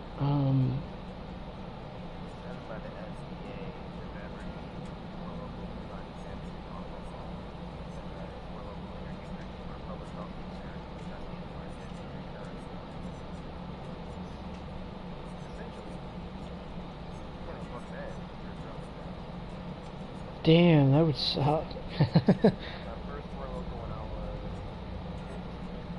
15, damn.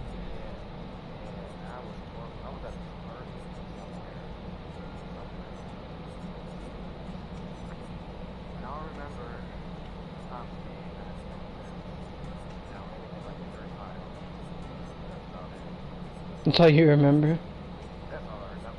Did you get caught?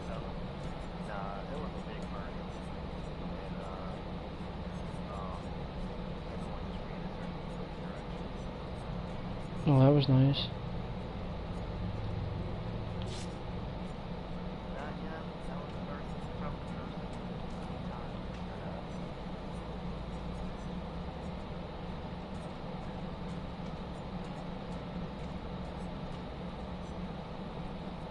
What's another perk that you can use to speed up your generator progress?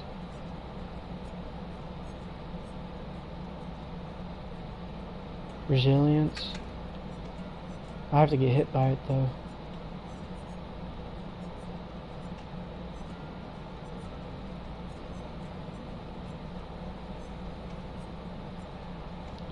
I mean, I like Technician, but it don't really do much.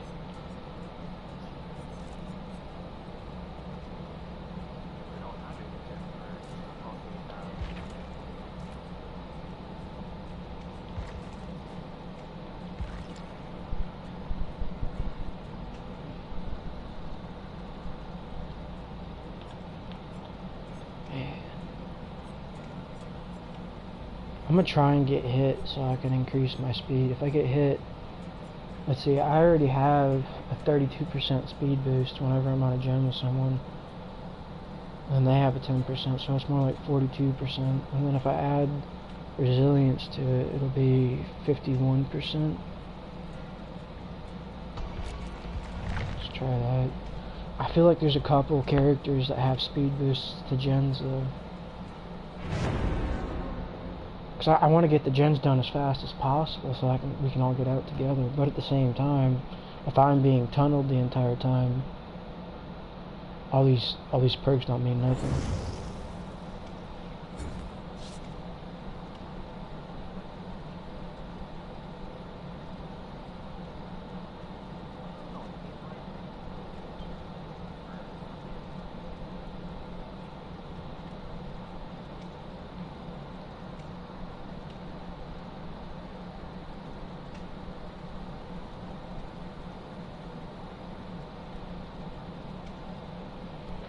Character are you playing?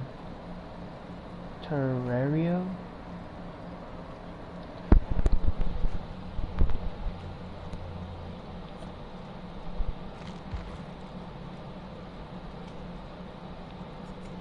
I really need to upgrade Dwight and change my character.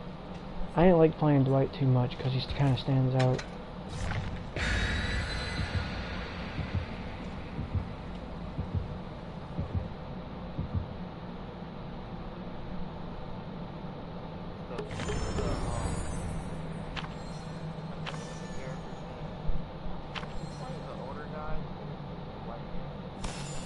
No, no.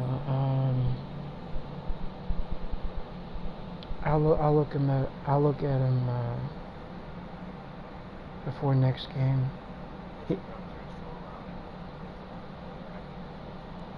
I think his name's Bill. Yeah, Bill, yeah. I'm like, hey, you can hear his footsteps and every little noise he makes with me. He's got some good perks though, I think. I think he's got one where if people don't help him out when he's on hook, he can get out. I don't know. There's something about him. I'll look into it. I'll let you know.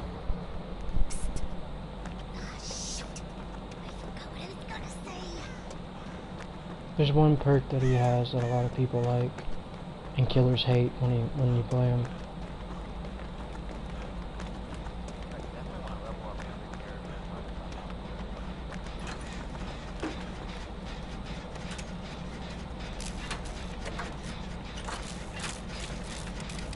Oh yeah.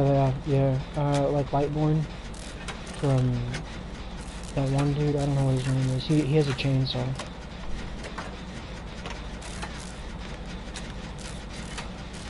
Lightborn gives you like the ability to see through flashlight blinds, I think. No.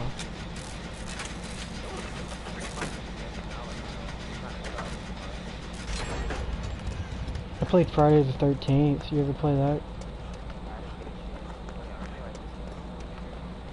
Oh, I'm not sure.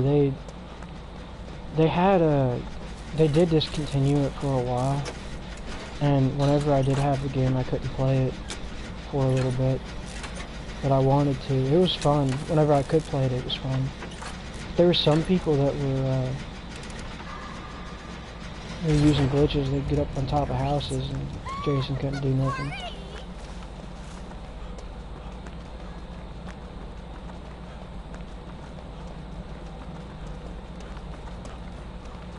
But it was pretty cool. You could, every game there was a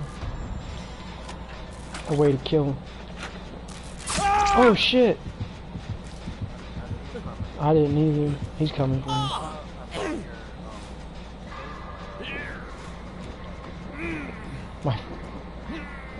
My face went up. What, like I have like bright eyes or something?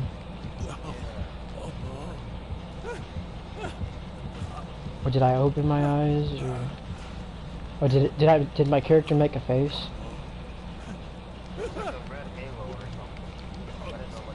Oh, it meant that I was exposed.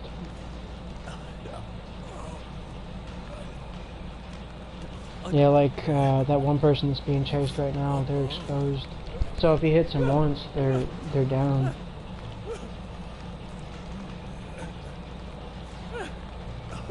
He's one of them stealth killers.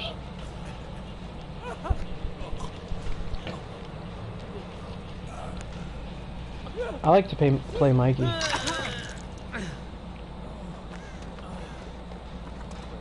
Michael Myers. I like Michael Myers.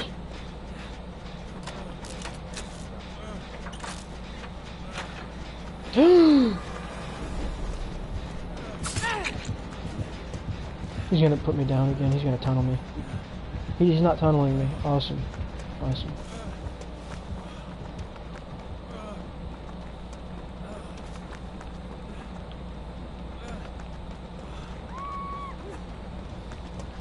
I'm gonna try and find you.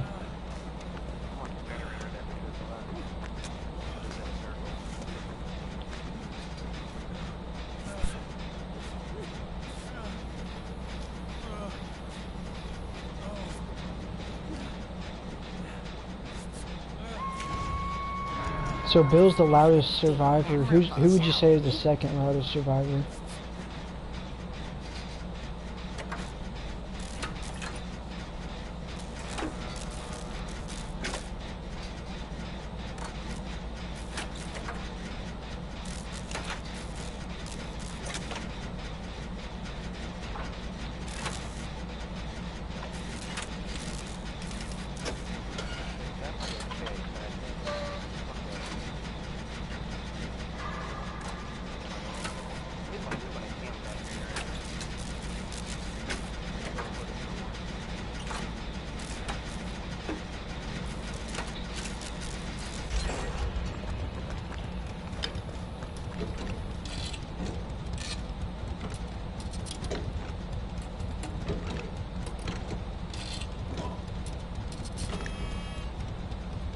I got a flashlight.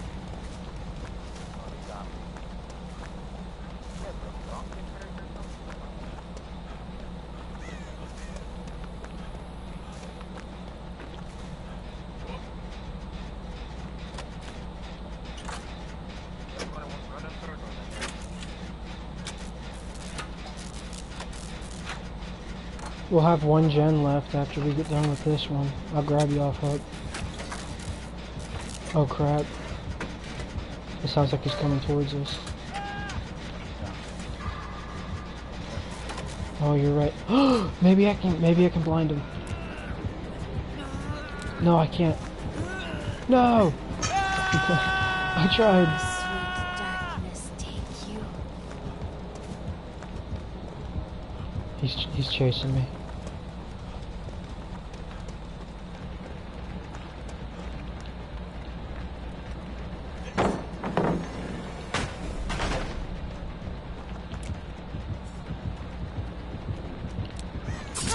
Oh, he got me. How did he expose me and hit me?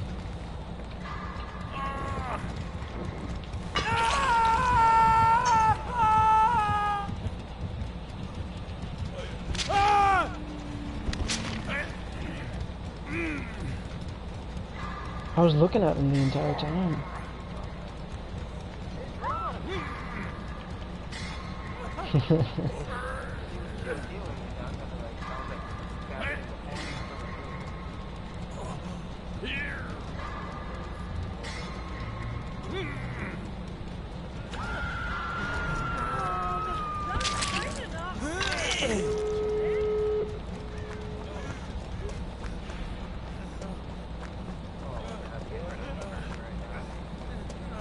Would you heal me real quick? Actually, I'll heal you. Oh, he's coming. As long as you get out, that's all that matters. He's coming for you. He's coming for you.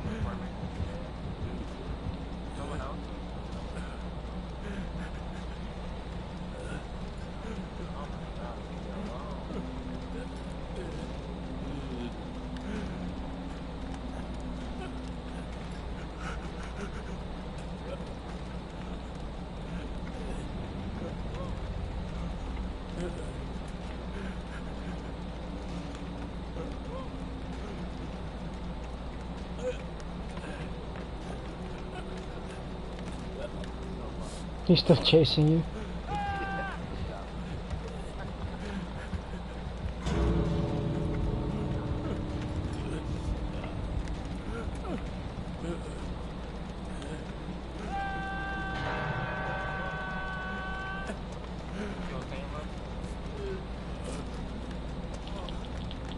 I'm coming for you even if she don't. She's running to the exit.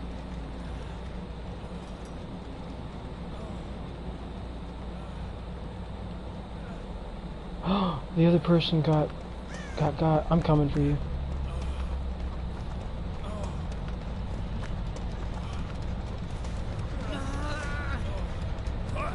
Run!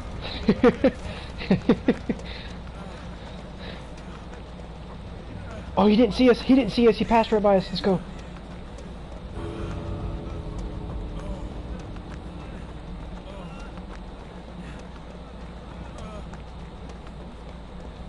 He's coming for us. He's right behind us.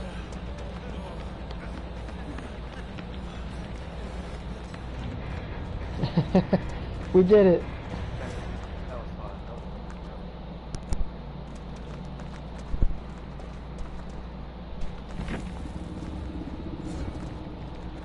He wasn't bad. He just, I don't think he should have tunneled more, I think.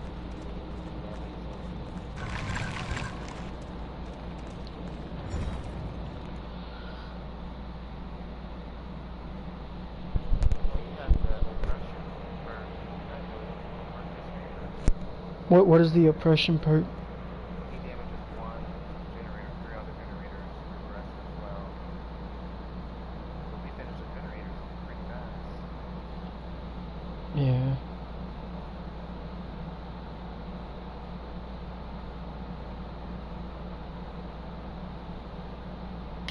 I've been talking to this girl. It's been really weird. It's been very weird.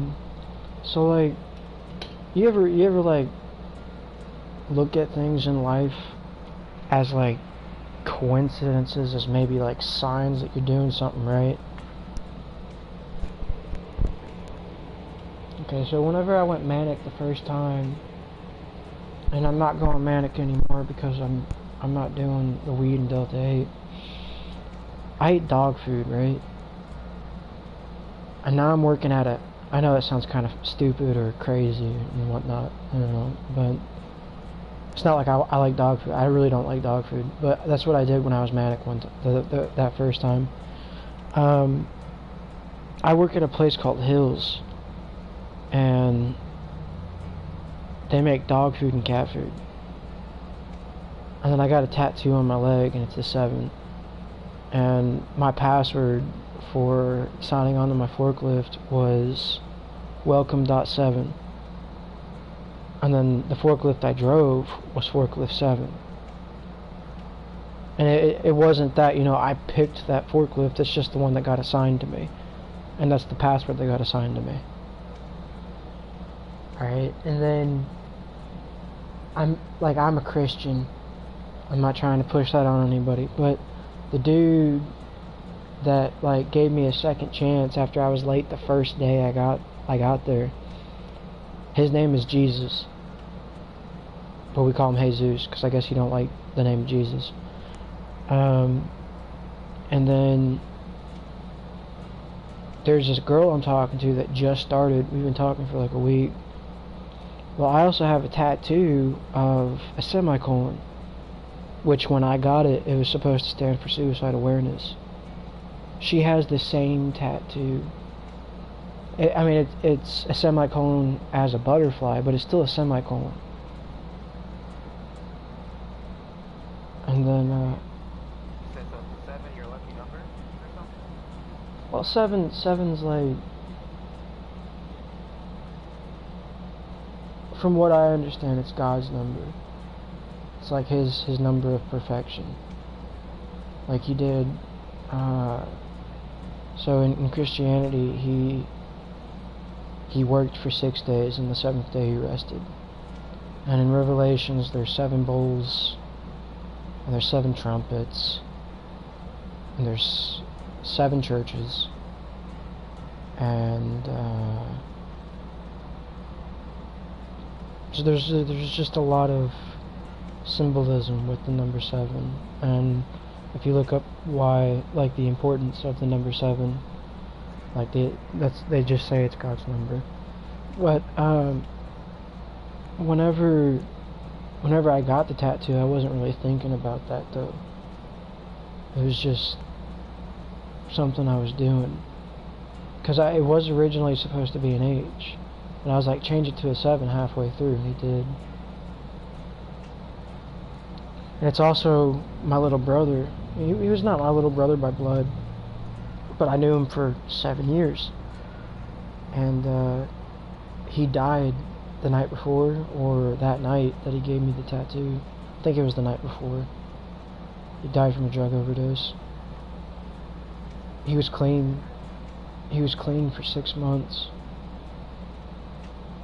And then this is year 7 of me. Well, it'll be year 7, January 25th of 2025, that you know, I went out into the real world and tried to do things on my own and find out what life was made of and see what I'm made of.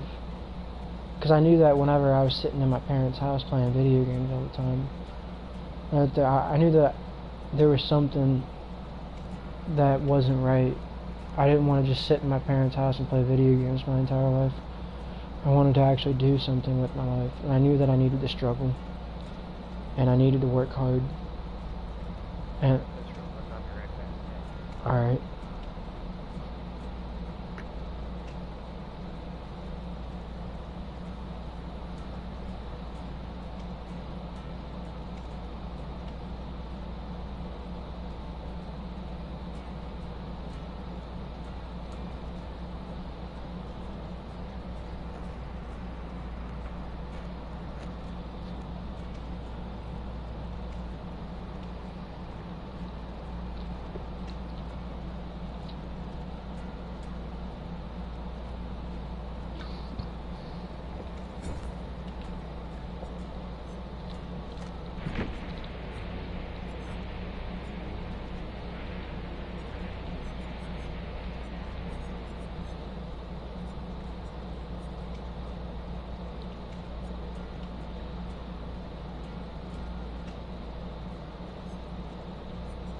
I know what that is.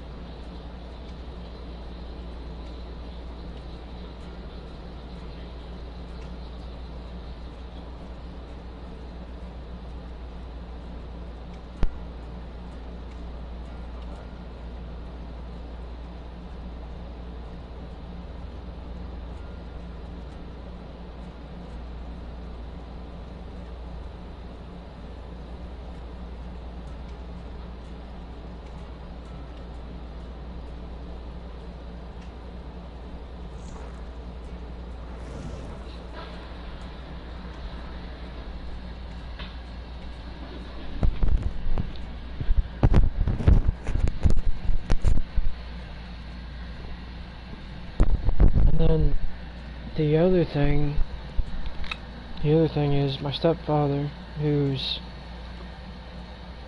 a Satan worshiper, who told me that he sold his soul on 3 separate occasions. He said to everyone in the family, Nick has a relapse of mania every 6 months. So, and which is not true at all. It's just whenever I smoke weed or Delta 8, and then eventually it gets to me because I do too much.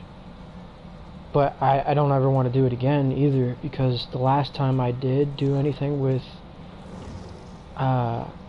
CBD and a small amount of THC, I ate an edible gummy, and I lost it. I lost all my shit. I fucking went into full-on manic mode. And it was a couple days after I ate the damn thing.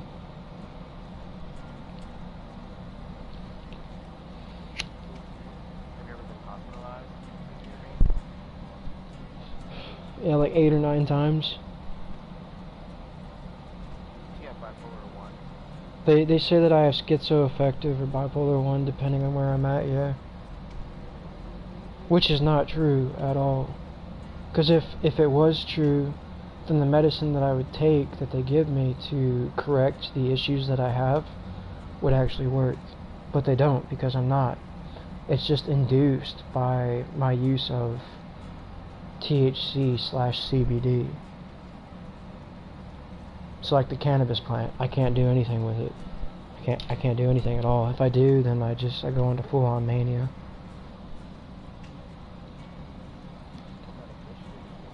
They gave me Respirodone,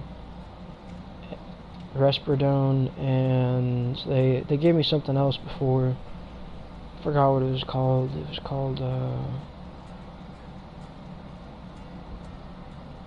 I don't know. Lithium. It was lithium. In the form of a pill.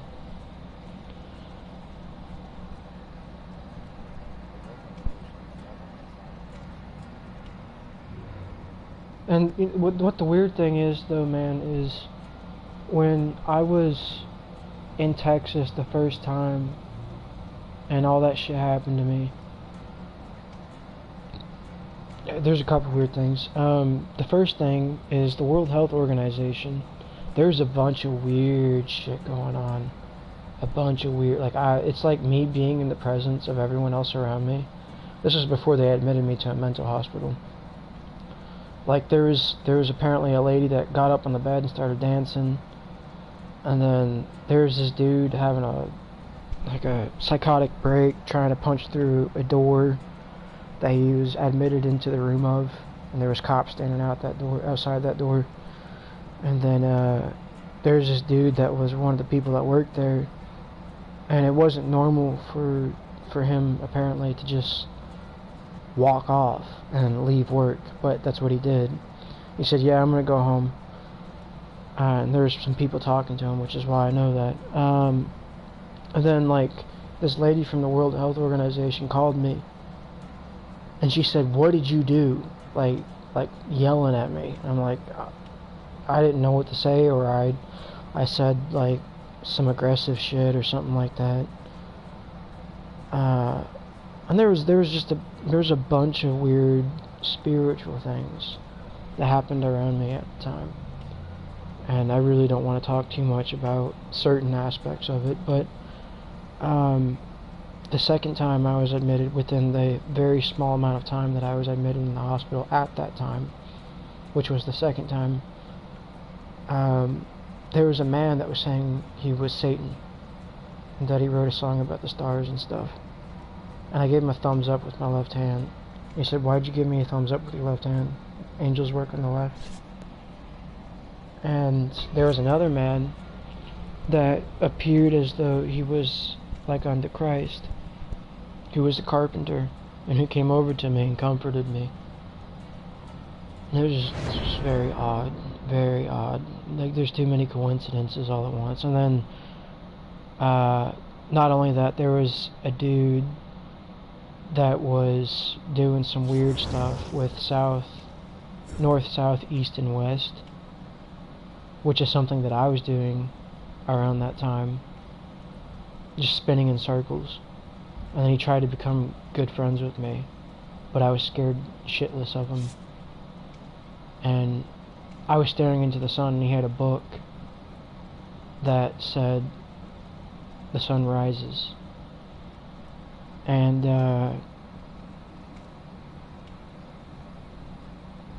there were probably a couple of other things too.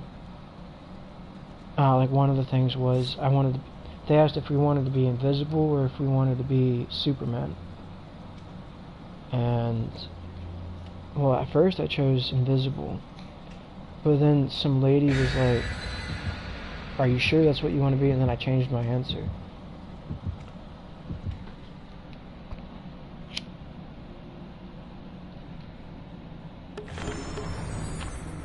Yeah, me too. Well, it's not that I didn't want to do the good stuff that comes with being Superman. It was, I already do good things. I already try my best to help as many people as possible, as much as I can, if they're in a bad spot, so that they can get their feet underneath them. Because I know what it's like not to have anybody in your life really helping you. And so if I was invisible, no one would mess with me, and I could help people out. But they didn't really ask any questions as to why. They tried to change my answer for me, and I think it was because they didn't want me to appear as malevolent, and they wanted me to appear more benevolent because of the survey that they were taking. And then there was some lady that was trying to convince me that I was gay for some reason. while I was in there. And they also drugged me up a bunch. Like, they gave me a whole bunch of shots and medicine that I was taking. And then they told my dad that I wasn't taking any of it. Which was completely bizarre to me.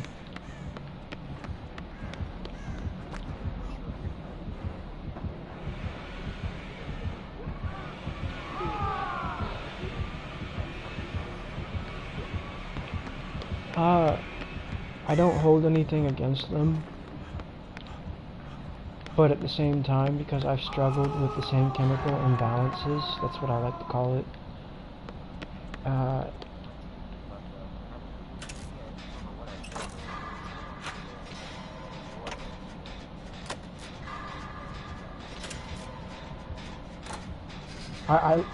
I look at it as a chemical imbalance, and I see it as that because of the way that and this is just my own personal experience with it,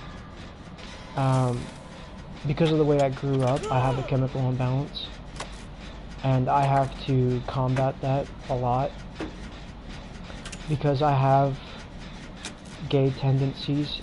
I'm not attracted to males, but I am, like, something that I struggled with was I would look at a lot of pornography with males that looked like women. And it was because of the amount of porn that I watched that I started getting into that weird fetish. It wasn't that I was actually initially attracted to that. It was that I got so far caught up in that type of addiction that I started going to those kinds of things because I needed something that was exotic, more exotic than just normal porn. And then I started having more of a chemical imbalance as a result. And I would watch a lot of porn when I was growing up because it would lower my testosterone and I wouldn't want to have an altercation as much as a result. But whenever I had my testosterone up, because I was a young male, because that's what testosterone does, especially during puberty,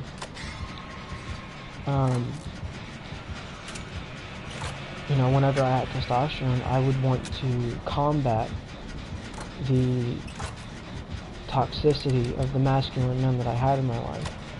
And I'm not saying that there's such a thing as toxic masculinity. I mean, there's toxic people in general.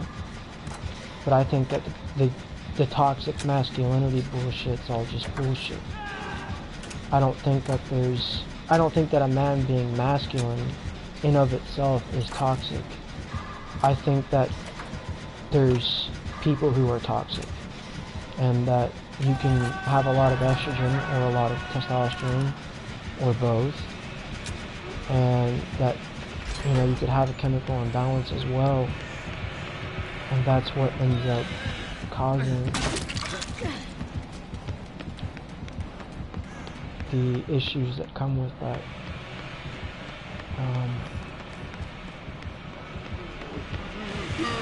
But I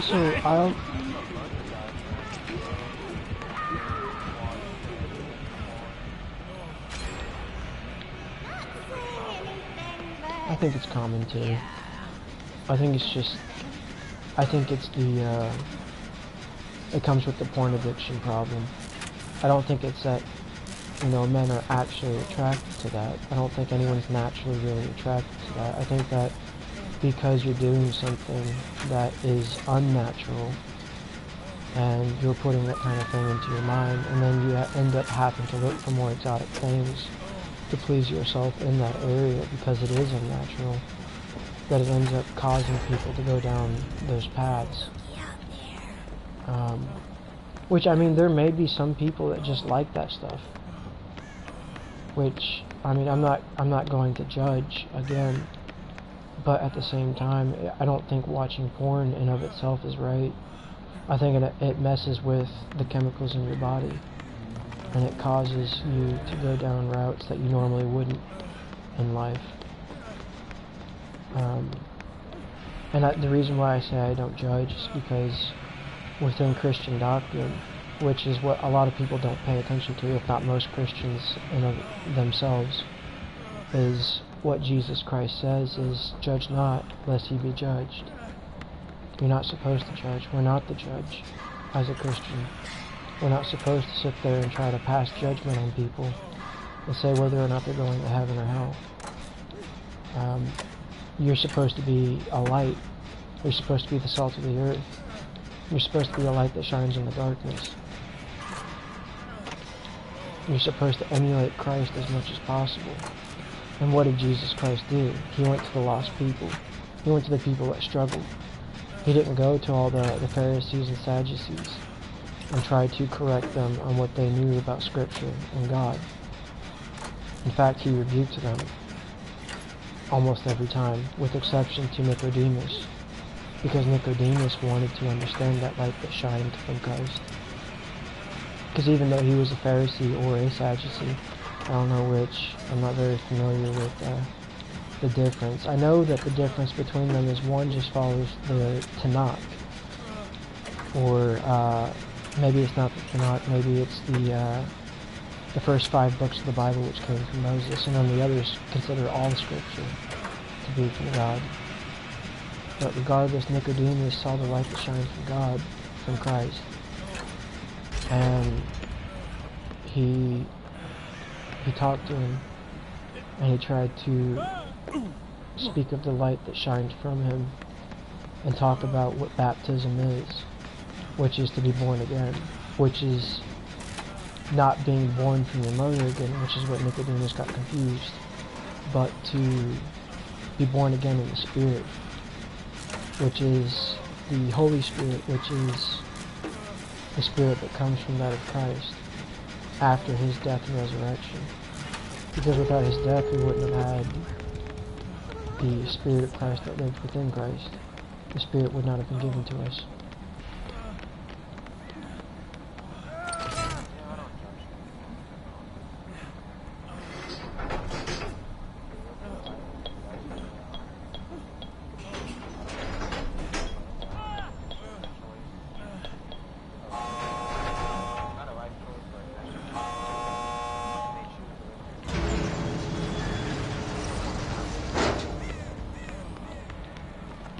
Do you think that people are born with the tendency to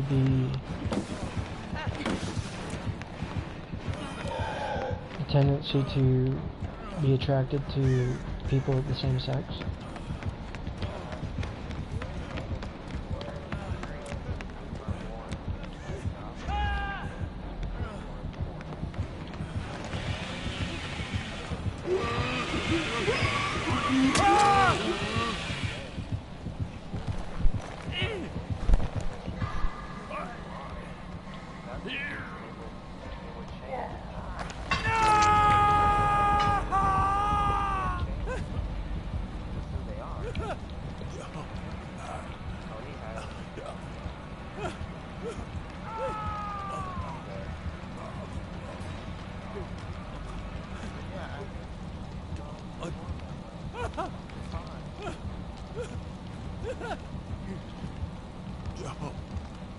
I think that's where we would disagree, but at the same time, I'm not going to, right? And I'm not going to ostracize you or to try and judge you in a negative manner because of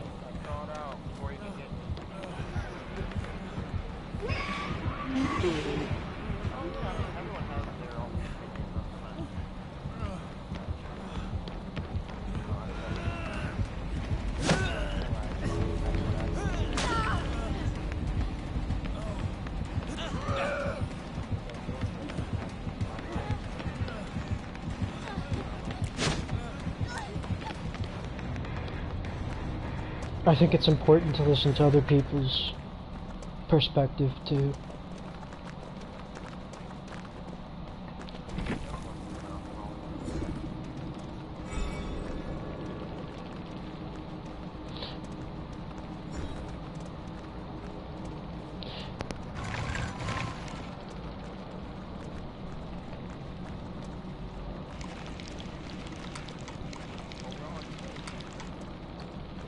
Do you think that if someone was born with more testosterone, they would be more attracted to the opposite sex if they were male?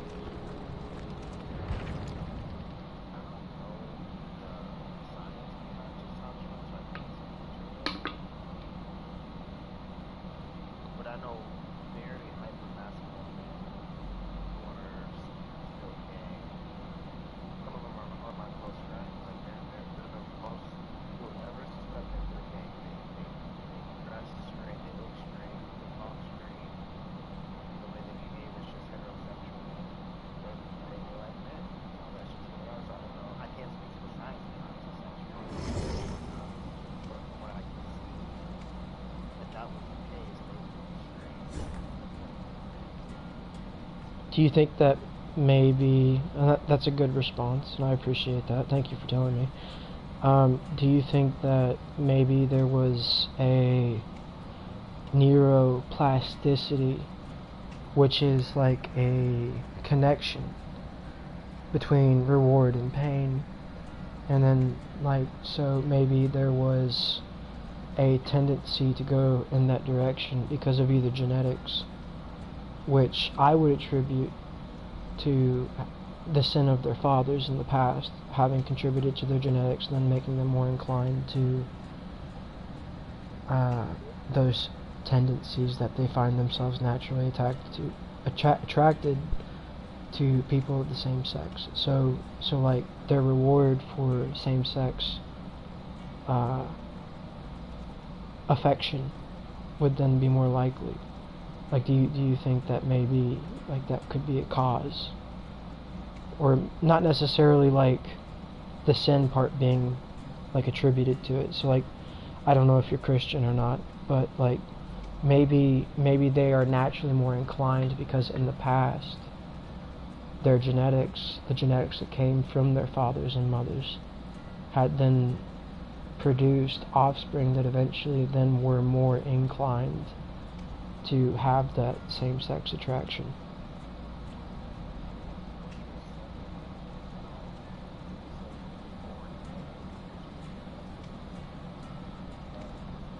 Kind of, yeah. Sin.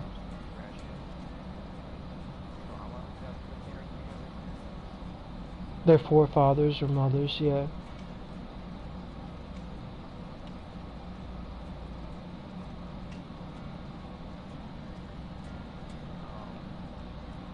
my experience, that's typically trauma related. Like if your ancestors experienced trauma on a pre-existing life, then that's like the neuroplasticity. Maybe more so anxiety and depression. Because I don't know about sexuality and gender that plays a role in neuroplasticity. So, like, if I may, so, like, you don't think that behavior of our ancestors, or maybe you do think that the behavior of our ancestors may attribute to certain genetics being more obvious or passed on from generation to generation? Do you think that it'd be more likely or less likely to occur within the offspring later if certain behavior was rewarded, or the opposite, which would be what would the opposite of reward be? It would be punished, yeah.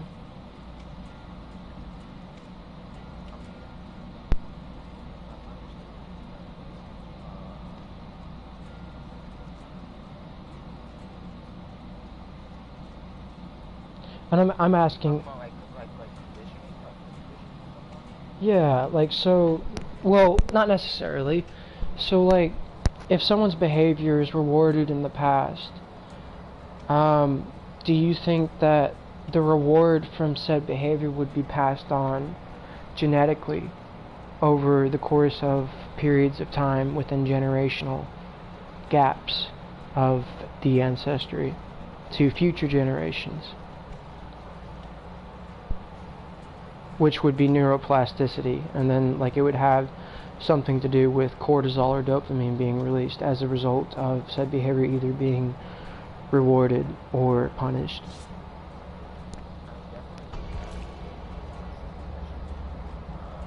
I guess I'm really asking, like, I'm not trying to be like complicated.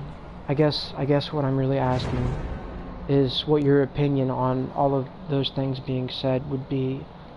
So like, I guess the question I'm really asking, and again, I'm not trying to be complicated, is do you think that behavior, whether it's punished or rewarded, do you think that it would pass on from generation to generation?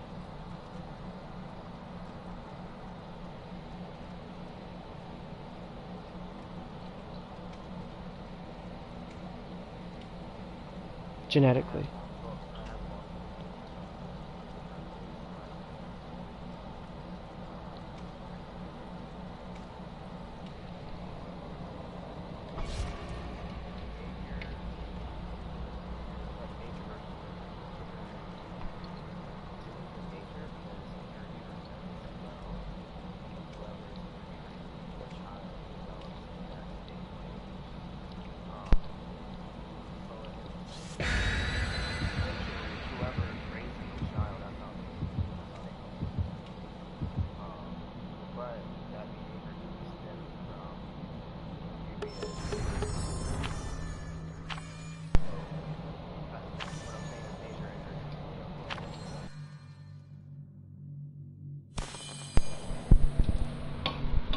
Nature and nurture?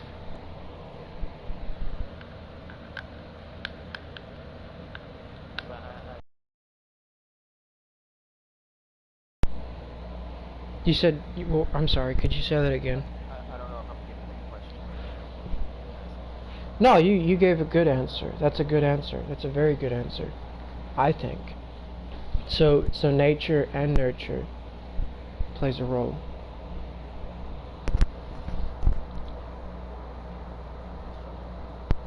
But, we're still on the topic of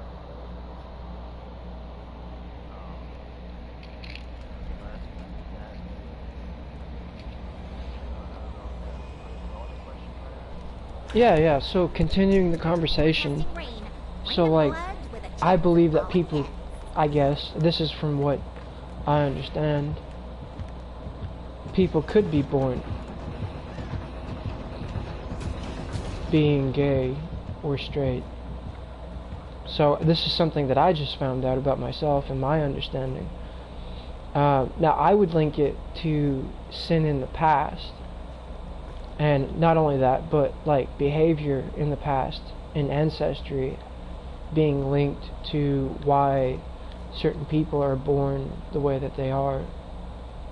Now if we take away sin, so that I'm not talking just on a Christian understanding or perspective, behavior, where we're going with science, behavior, whether it's rewarded or punished, and it's dependent upon nature versus nurture, or both at the same time, really. So if someone was born with a tendency to be gay, but they were punished as a result, they then would be less likely, probably in the future, with an ancestry to be gay, most likely, would you say?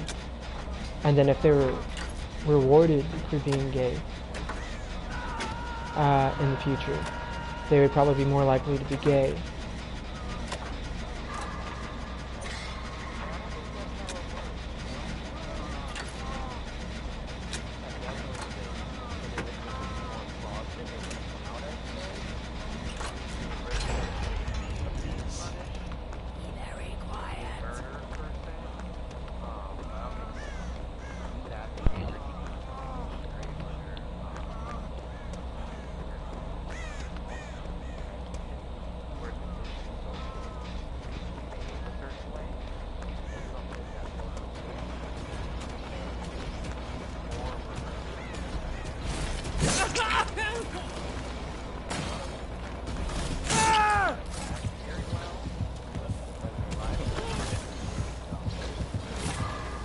travel, little one.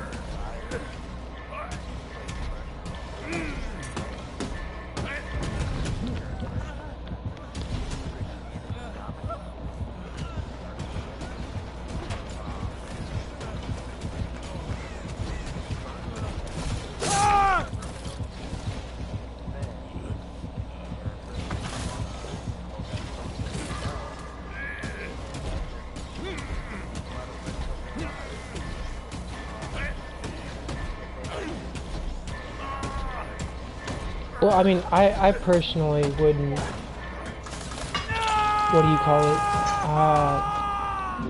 ostracize.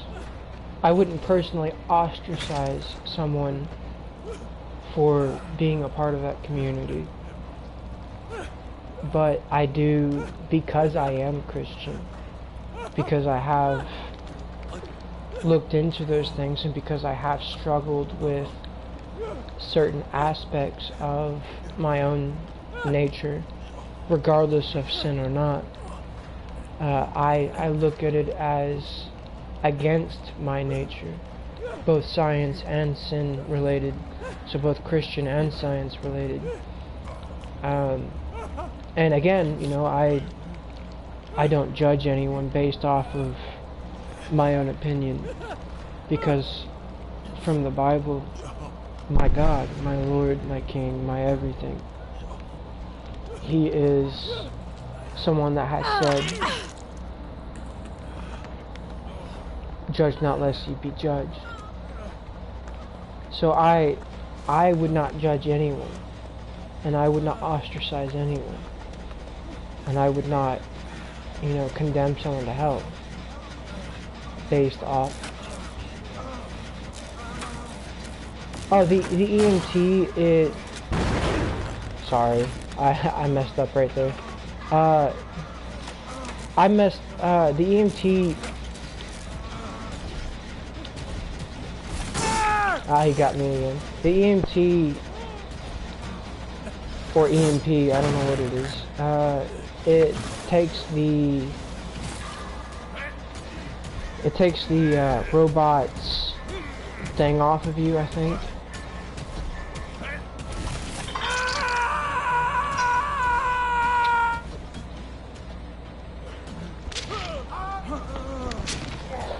And, you know, like, me having this conversation with you, I think it's very important for Christians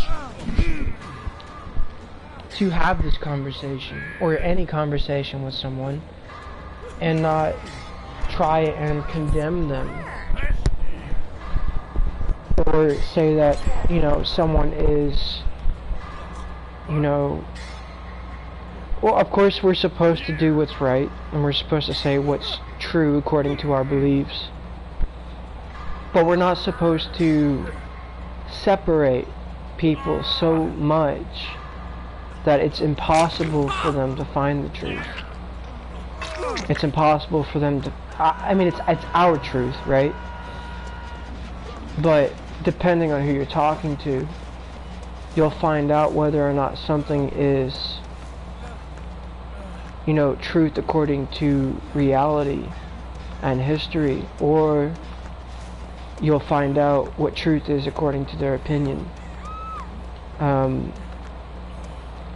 And again, that's kind of loaded, you know, because I'm saying that it's truth according to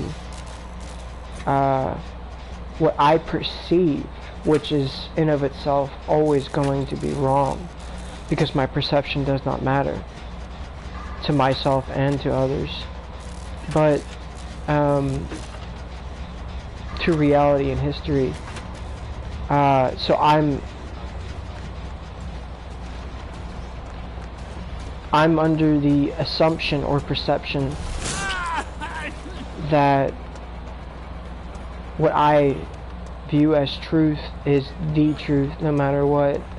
But at the same time, because of how much research I've done, and because of how much knowledge I've attained as a result of my study, you know, I could possibly convince someone of what I perceive as truth, which is why I say that I am different in a small manner, in which I'm saying reality and history. Because, and again though, it's kind of loaded because I'm inclined to say that Christianity is the truth.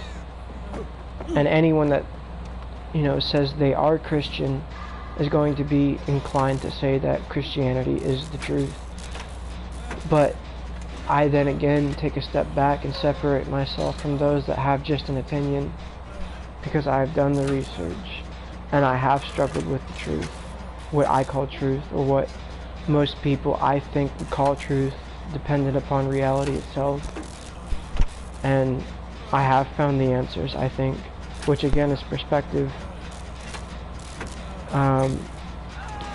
But because I've done those things, it would make it easier for me to then discuss those things with someone in a manner that is, I think, more beneficial to the conversation in of itself. Because I'm willing, not only am I willing to listen to someone, but because I'm willing to talk about the things that I have researched, which have led me to this truth that I understand to be truth within my perspective. You know what I mean?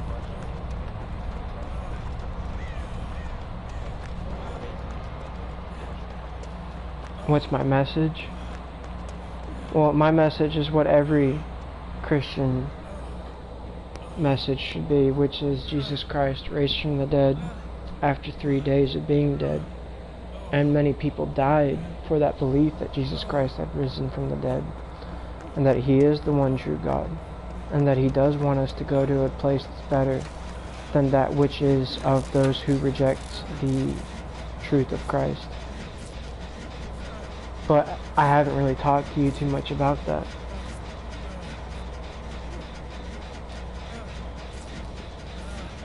So if you go into psychology and sociology, people aren't willing to die for things that they don't believe. That's just how people are. They're not willing to die for things that they don't believe. And yet you had many people within the time of Christ's death and resurrection that believed on Him as having risen from said dead. And then not only that, of course there's arguments against such things.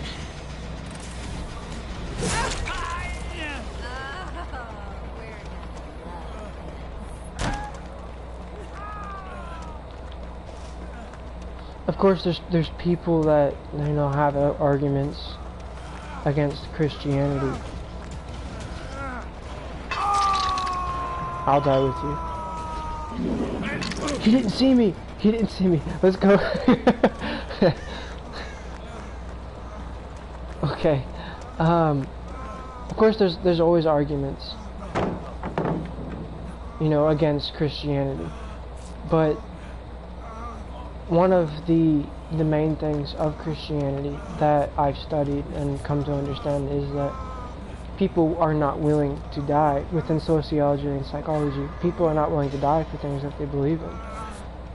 And because of the way the religious system was within that time, if people believed said things and they professed their faith in Jesus Christ having risen from the dead, they would say, they would die for their beliefs, knowing that they would ultimately die for believing in said thing.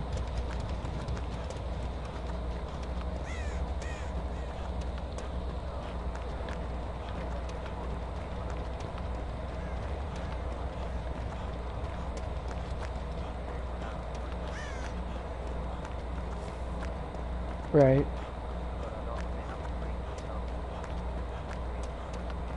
Right.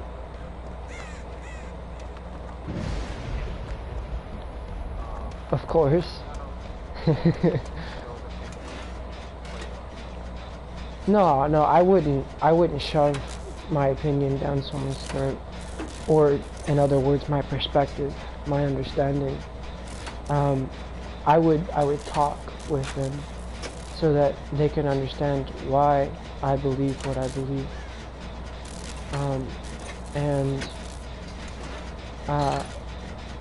I would try to persuade them towards my belief, of course, but the ultimate reason why I would persuade someone towards my belief is not because I believe I'm right necessarily, which of course I do believe, but it's because I don't want people to end up in the place that I know, according to my perspective, to be a horrible, horrible place to end up for, according to my perspective, all eternity. Well, then I would love them unconditionally, as I'm supposed to as a believer, and as an unbeliever, just as a person. Because according to my Lord, my God, my everything, I'm supposed to love all unconditionally, as He loved all of us unconditionally.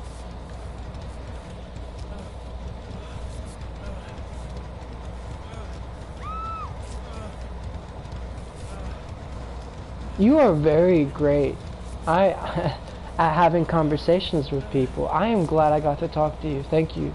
I appreciate this. I appreciate being able to talk with you on this subject.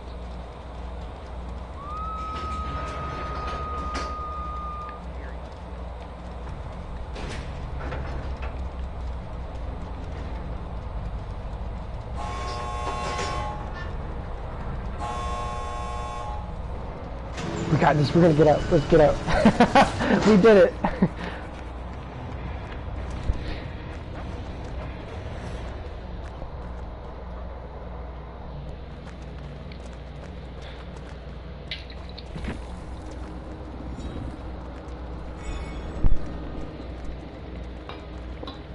So, one of the reasons, I'm going to list a couple of reasons why I believe what I believe.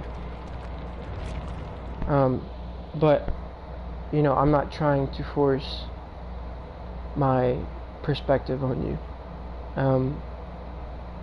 I've seen some things,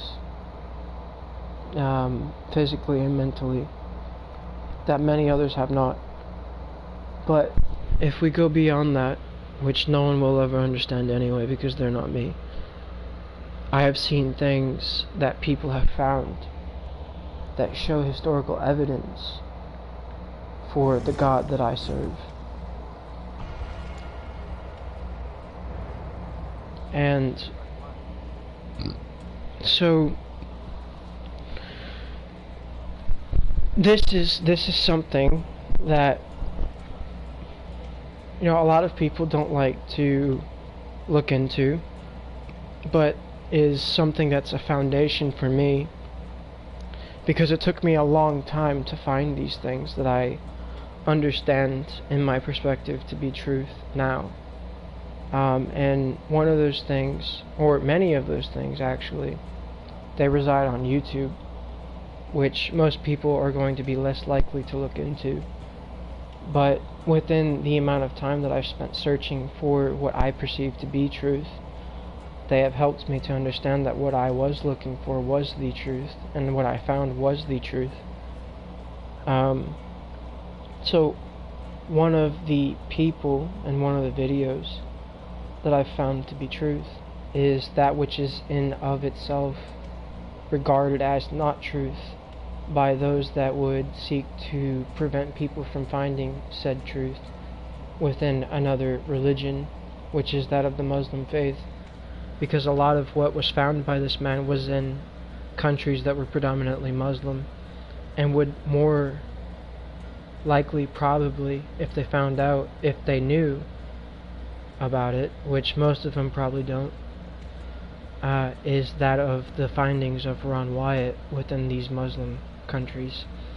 Now, Ron Wyatt was a Seventh-day Adventist, which is a denomination within Protestant Christianity. And I don't agree with Seventh-day Adventism within Protestant Christianity.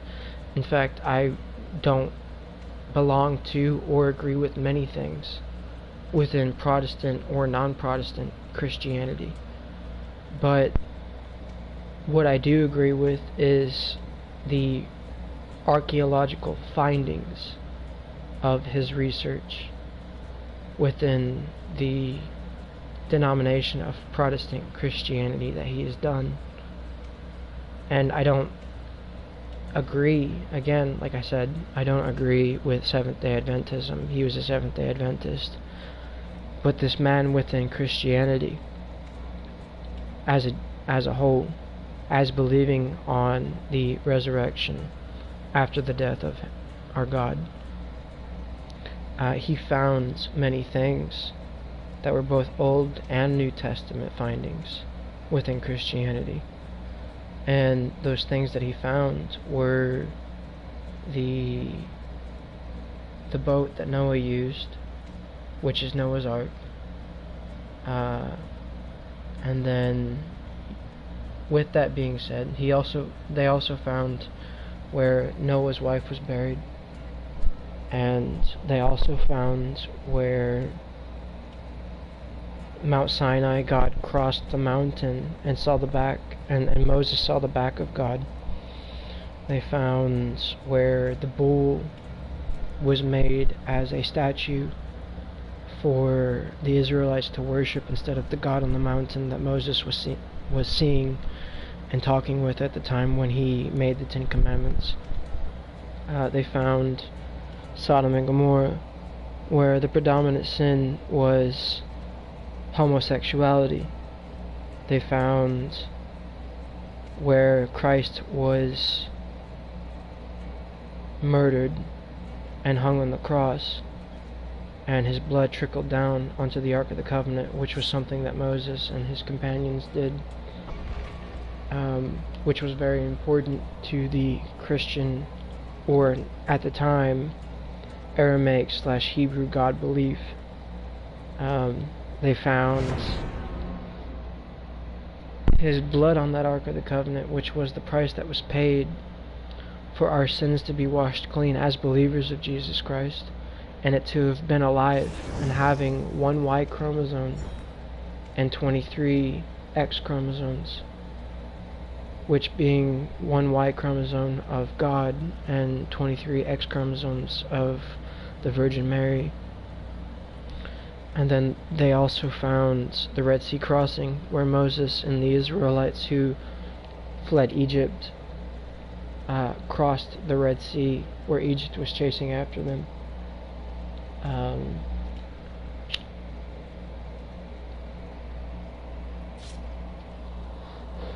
And then I don't know if there's anything else. Let me see. No, I didn't lose my train of thought. I mean, I am drunk. I'm not gonna lie. But oh, this is my first one. It was a Four Loko, and I only had 3/4 of it.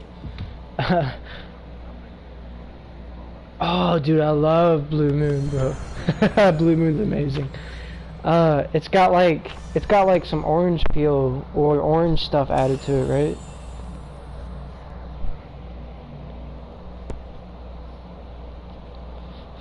And that's another thing that's weird I'd like to tell you about. There was a young man, I don't know how old he was, and I'm probably younger than him, or the same age, but when I was living with my mother, and I had just gotten out of the hospital, there was a spirit that was following me, and that spirit that then went from one person to another while I was in the hospital, then went to someone else that was around me in the surrounding area outside of the hospital. And one day he was walking down the sidewalk right next to my house, and I spoke with him, and he said that the same things that were happening to him, to me, had happened to him. But of course he wasn't speaking in a manner that, you know, these things have happened to me also. He was speaking in a manner that was, these things are happening to me, and then I could correlate because of the things that had happened to me, which I didn't speak to him on. But I was there for him, and I spoke to him, and we spoke on the spirit and how, you know, the world and the universe and spirituality, you know, has a certain effect. And I had been drinking a Blue Moon at the time, and I went out there and I just randomly started talking to him. And he said that the man that he was talking to, or that he was staying with at the time, was doing the same thing. Again, I didn't talk to him about this, but he was doing the same thing to him that was happening to me while I was in the hospital, which was that he was going to kill my entire family, and that he had people all around, and that there was nothing I could do about it. Which I thought was very interesting.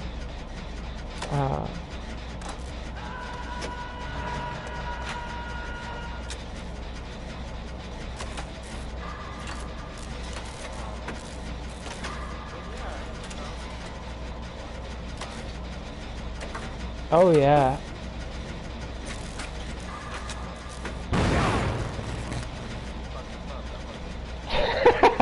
I'm sorry.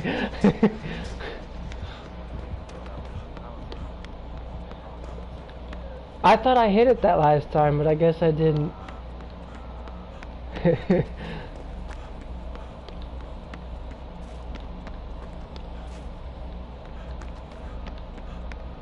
Again, I am drunk. A little bit. Probably more than a little bit, honestly. It's 5 o'clock somewhere.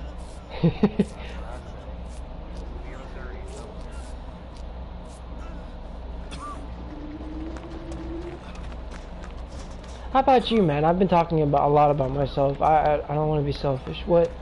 What's going on within your life? Why do you believe things are the way they are?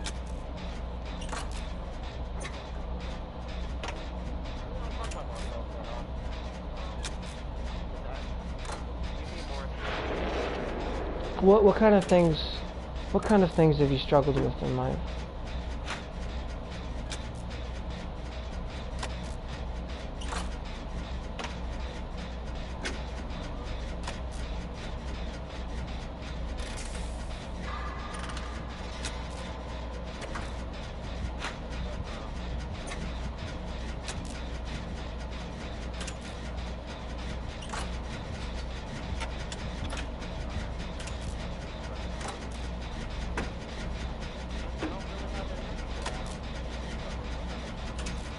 I mean, you said that you were in a motel or a hotel for like 3 months.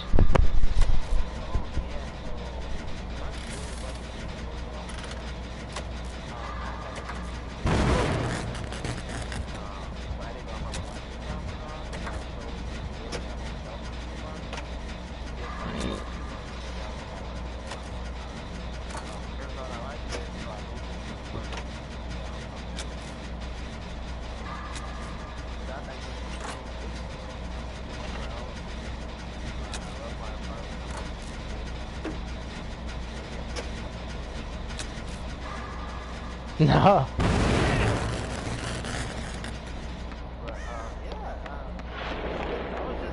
That was safety for me to make sure I actually enjoyed the job that I just got my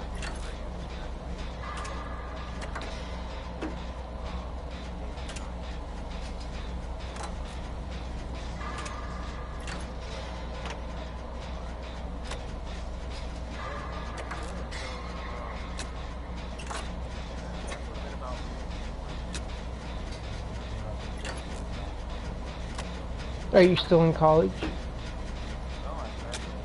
You said you graduated. I'm sorry.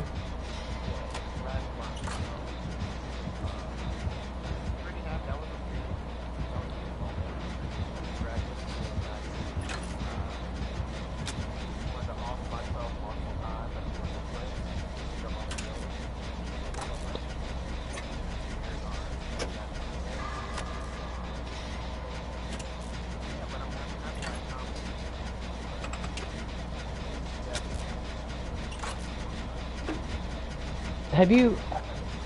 I'm sorry.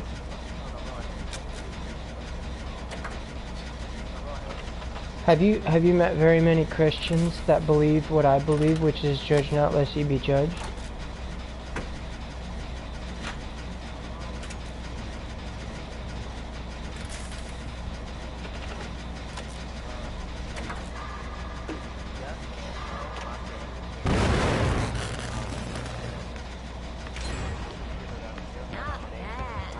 With my help, you could be the best. one of the most conservative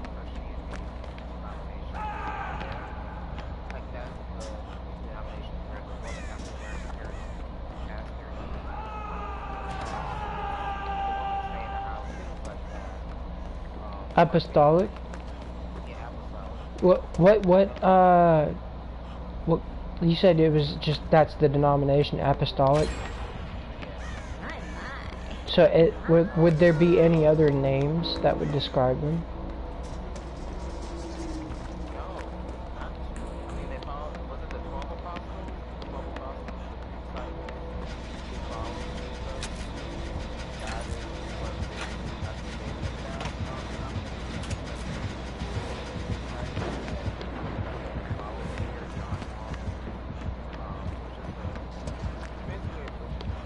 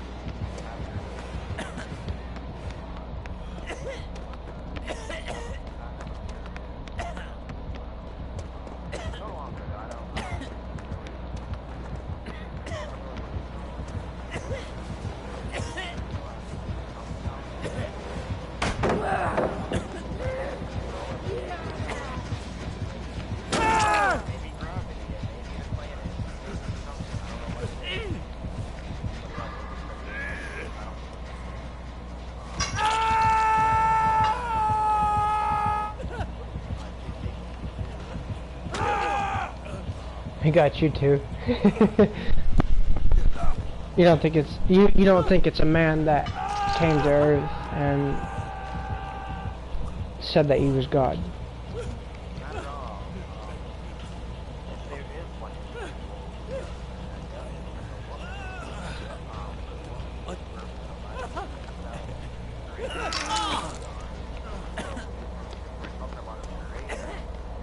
it can't be a man, no, they provide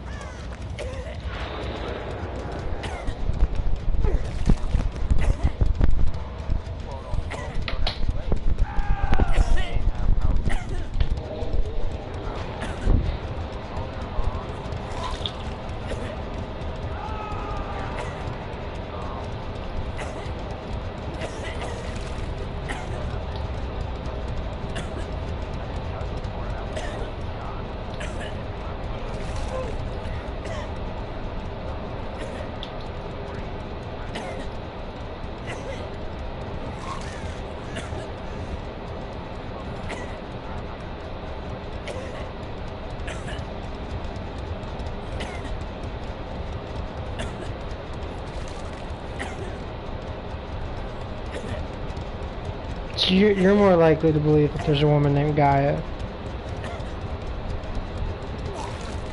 I think Gaia would be like either the Titan or a Titan of the Greek mythology that gave birth to all the other gods or Titans.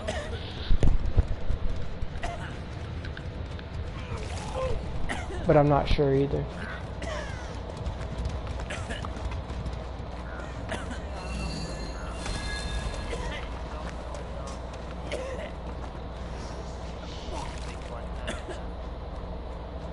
Do you believe that there's any God? Like I said, not on the radar.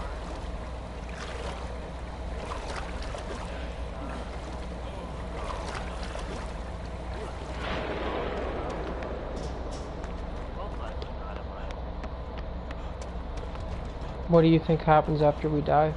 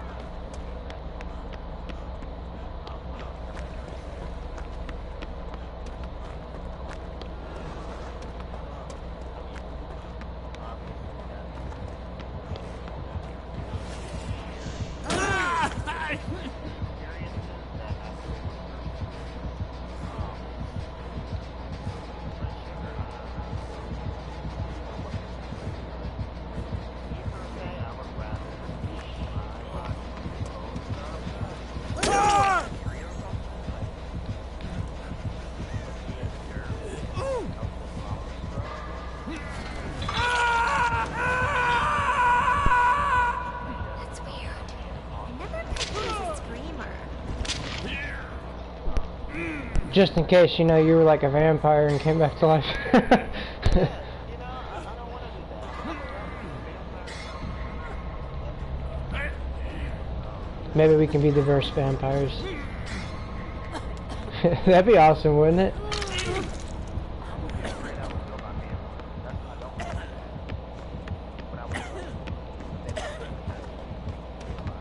Why?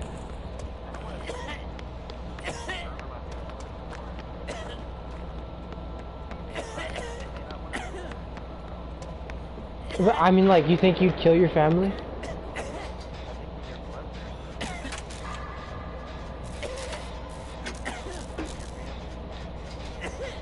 Do you live around your family?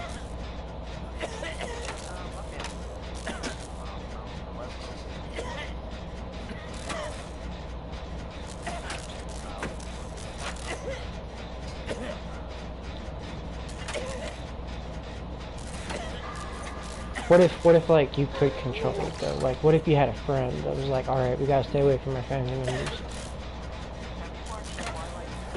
Yes.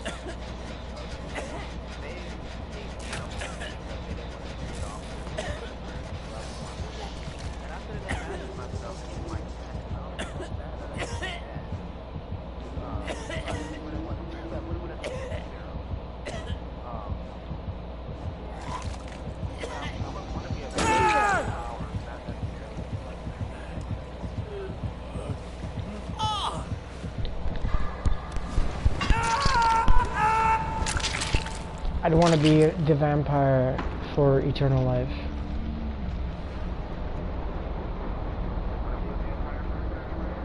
Yeah. Well, then I don't. I mean, yeah. I mean, I wouldn't be able to go to heaven, but I could tell everyone else about heaven. So my question is, if vampires live forever, and Jesus Could be.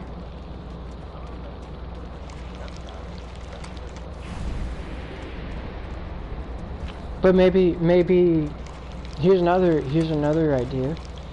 What if like vampires are then completely separated from his spirit? So like physically and mentally they could either serve or not serve him and be good or bad. But at the same time, you know, you could serve him but live forever, and then so therefore because you serve him you are then given and granted eternal life.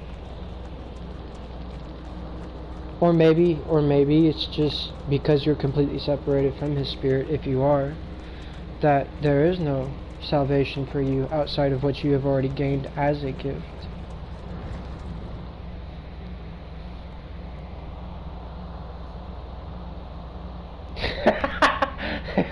Which one? Like me or my God? No, no, I would be straight. I'd be straight as hell.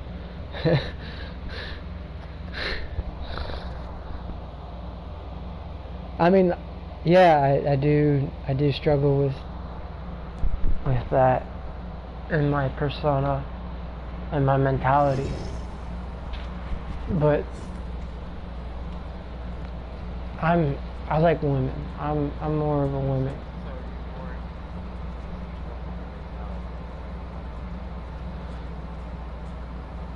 Because of how much porn I've watched, and because I've gone to those extremes, because I've watched so much porn and masturbated so much, I find myself attracted to transvestites.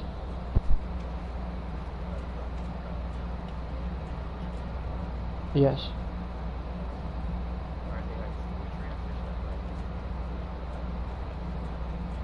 No, they still have their penis.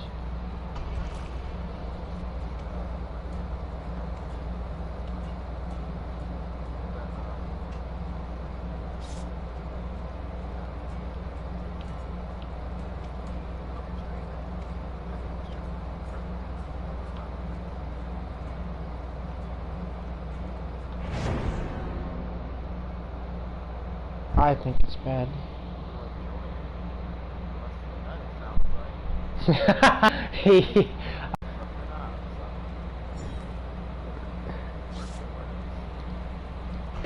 I still believe it's not good. That's just my opinion, though.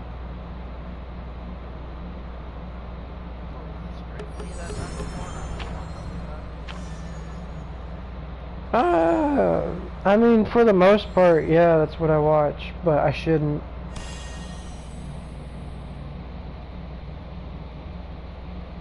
I really hope my little man don't watch this, bro. I'm revealing way too much for him to listen. I have like friends that are like 13, 14, 12, 11, 15. And I really don't want them to listen to this one. Oh man. They're gonna find out a lot of truth about I should not have gotten drunk. I was talking about it before I got drunk though, didn't I? Oh man.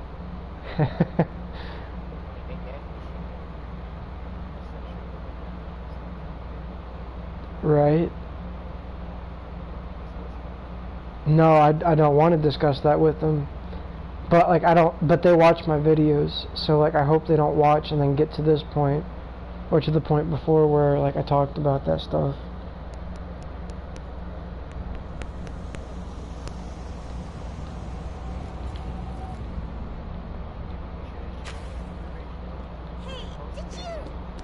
Yeah, I should probably delete it.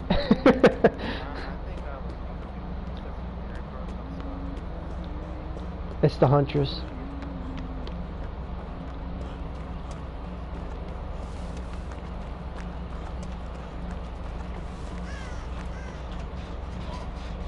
Yeah, I've said some very personal things on here.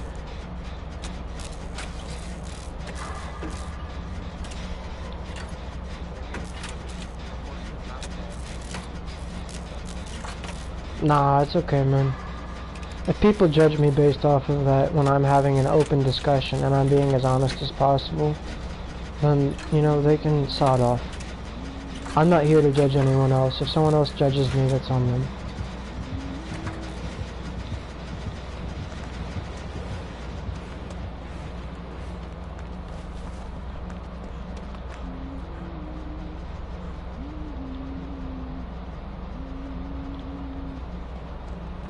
Or that was you?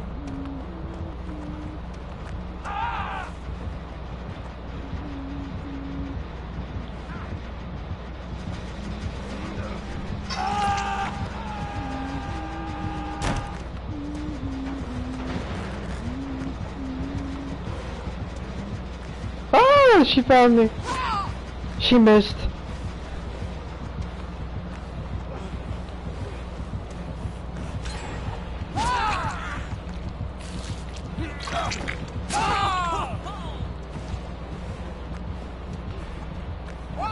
She's coming after me, I think. Yeah, she is.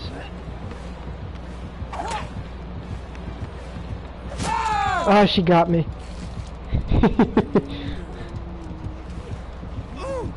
She's gonna put me right on that hook.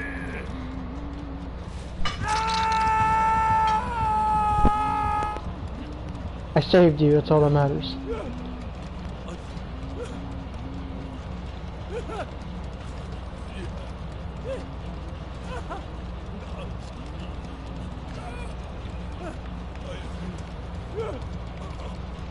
Come on.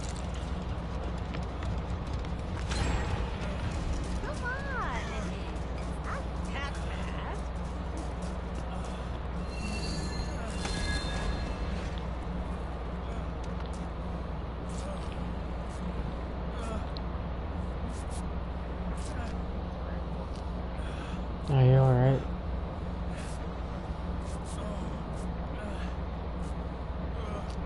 What's your YouTube channel? Say that your name. Yeah. Lord of Ideals, yeah.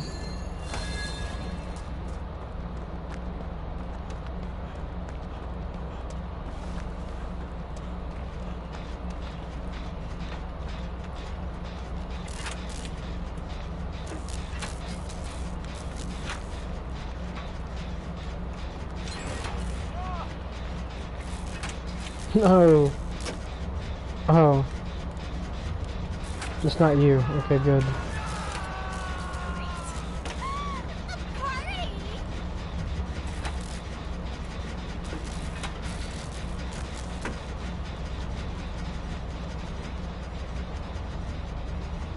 She's all the way across the map from you.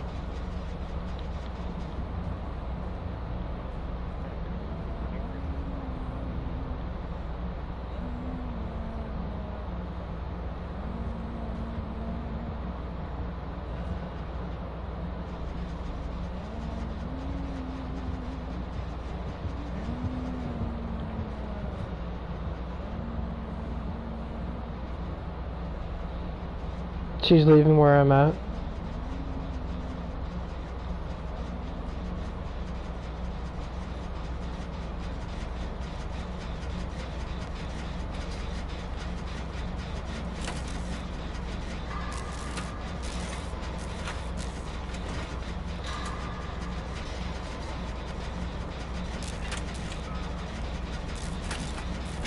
Let me heal you real quick.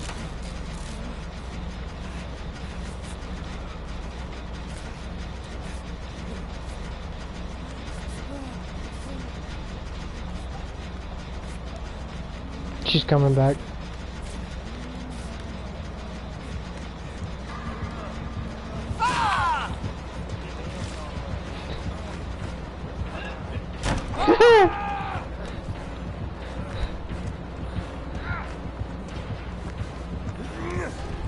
Oh shit! She's gonna get me too. She's gonna get me too. Oh, she got me.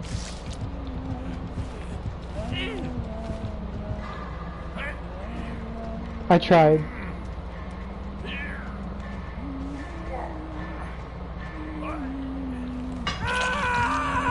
They're coming for you.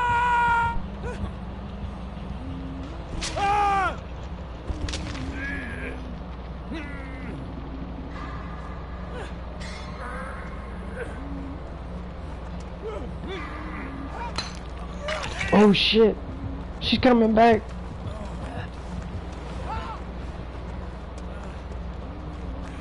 No, he didn't finish it.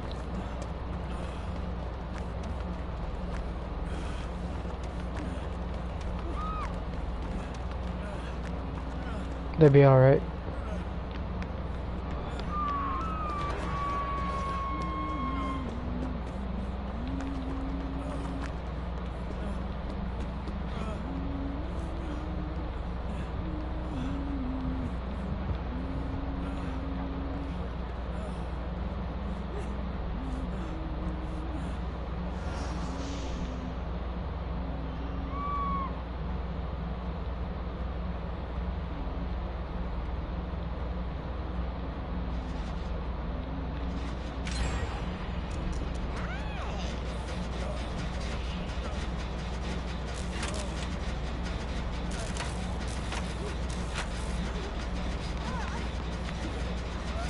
Oh, we got it. We got it.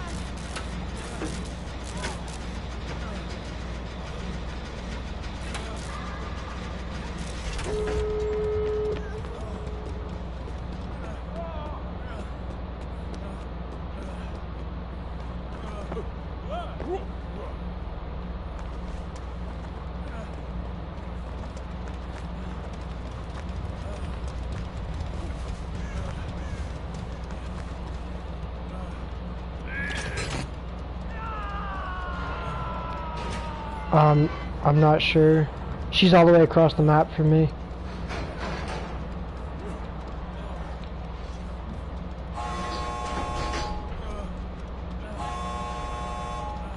I haven't opened it yet.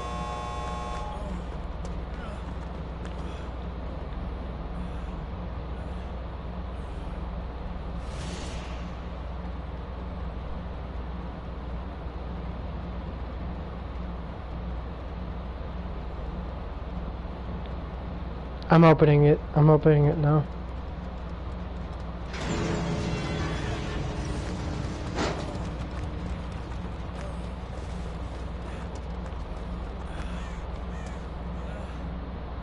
Oh shit, she's coming.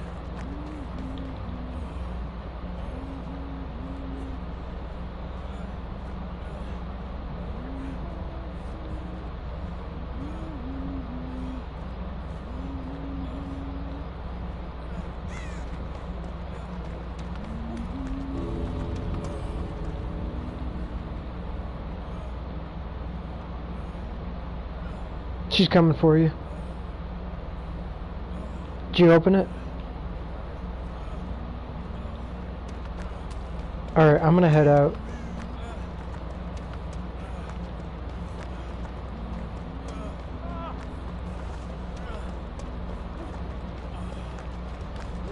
Oh shit, I might not get out. Oh, I'll get out. I'll get out now. I'll get out. We all got out. Oh man. I didn't want to go out and then someone else not get out.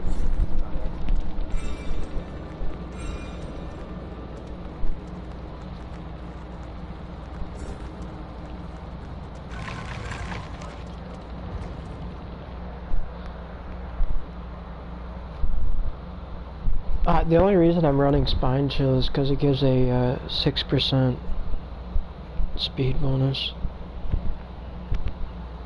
You got some birds in your background? Oh. It's 2 o'clock where I'm at. Nah, I'm in Kentucky right now.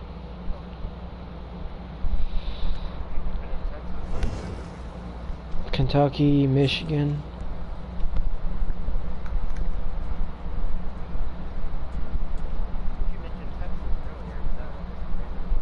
That was the place that my family was before they moved.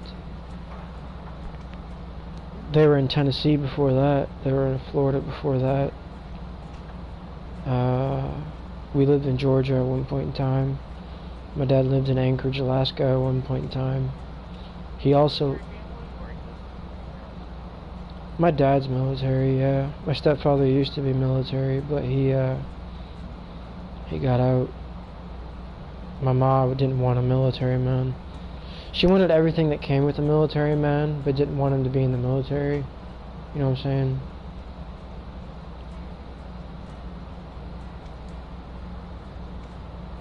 Like, everyone wants something that, you know, people don't come with, but...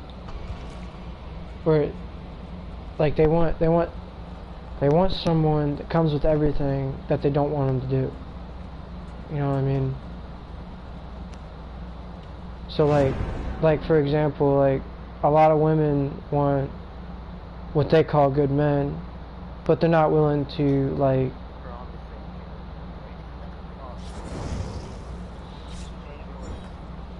Ace Basant. Who? Ace. It's Ace. Sir. Someone said sir in my chat. Alright, I'll be ace.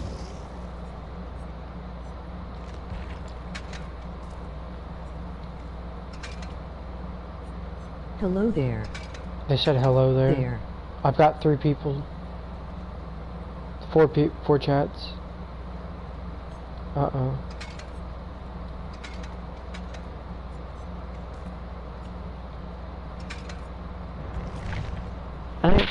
Who's in that chat? Who's speaking to me? It's me. It's me. I don't know who it's me is.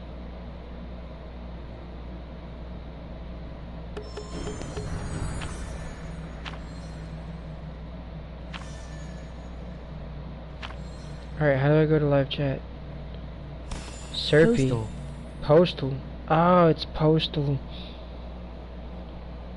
My little buddy.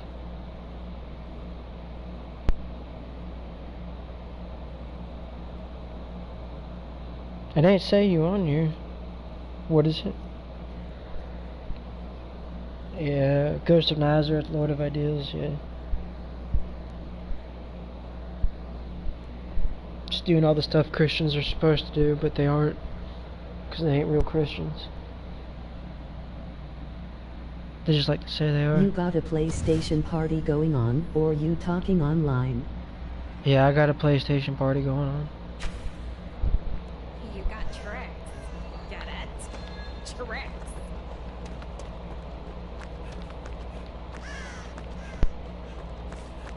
I might invite him to it.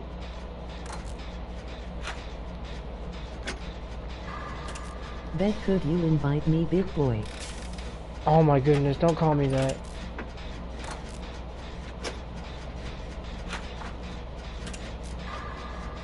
You're gonna get me in trouble.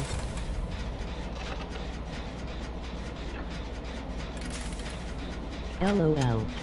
It's not funny. you little crap.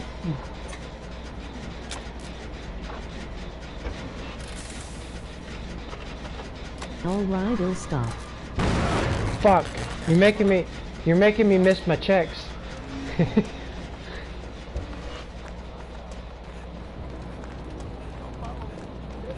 course I'm gonna follow you.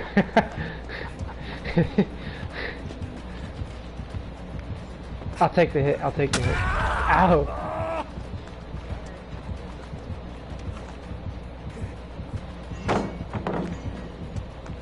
Oh! Damn it. He said, alright, I'll stop. The style of this game reminds me of Fallout. Hey, how does this remind you of Fallout?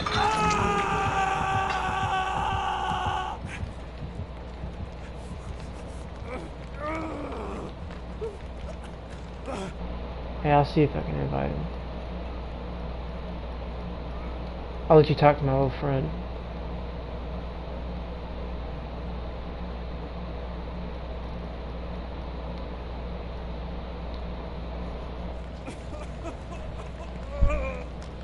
Dang, you're being hanged? Yeah, I am. Oh shit. Ow, my leg. I'm gonna cramp up.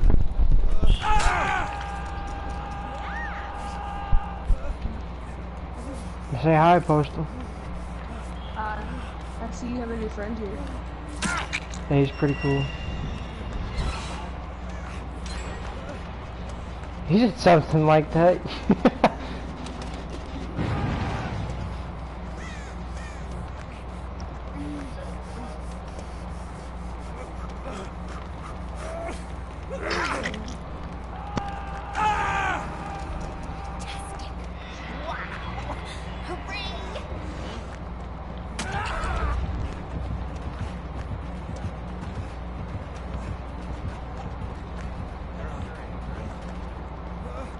Right.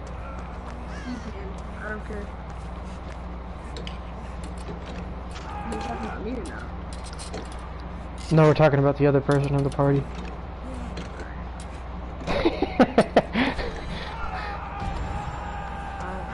I'm just messing with you, Postal. I'm just messing with you.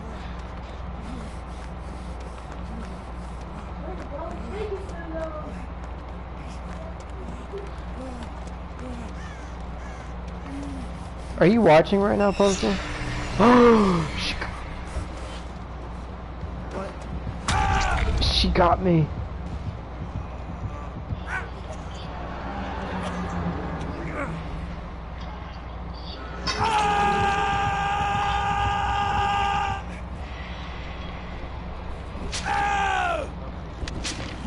Crazy. You said crazy. You ever seen anyone play Dead by Daylight? No, I've never played this one. I never even watched it. I consider us friends, J Tap. Is that your name?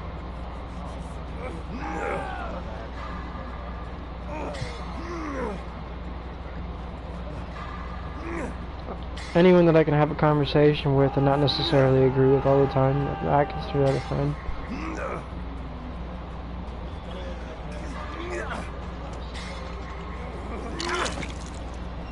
I'm coming for you. I'm coming for you. Don't worry. Oh! Is that a spider? I'm coming for you. I'm coming for you. Don't worry. Don't worry. Even if I die, it's okay. It's okay. Is that a spider? That kind of cool?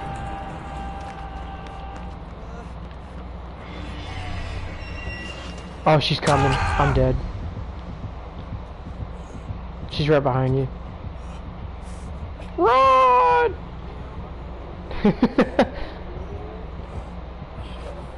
Why is she so fast?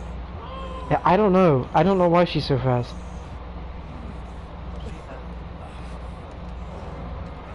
Did she mori you?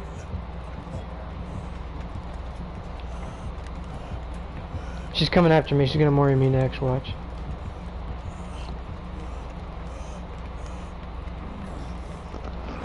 She made you watch the videotape. Have you seen The Ring?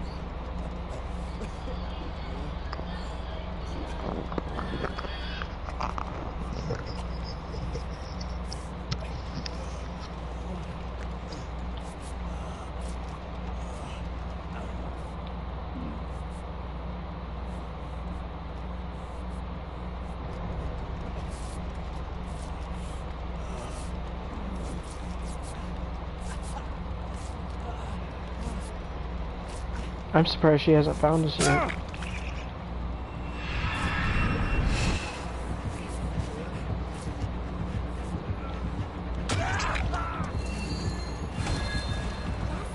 You're invited. Get over it. Have you seen The Ring before? I bet that was scary.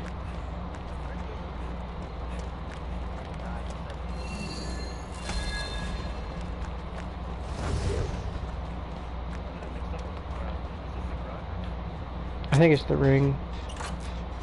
I haven't seen The Grudge.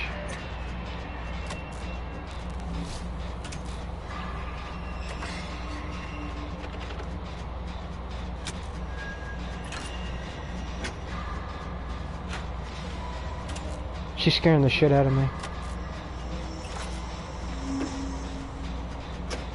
She's getting closer. Alright, I'm going, don't come after me.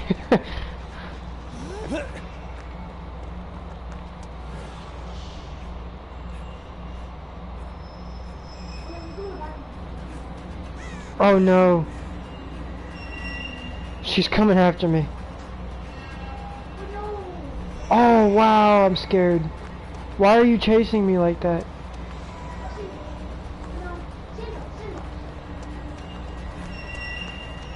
I don't know if it's real or not.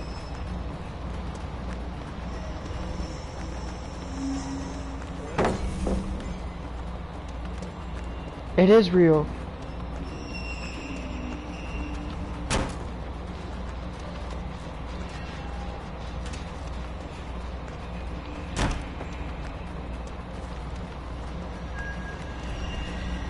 I'm gonna die. I'm gonna die. I'm dead. There's no way I live from this. Why is she so fast?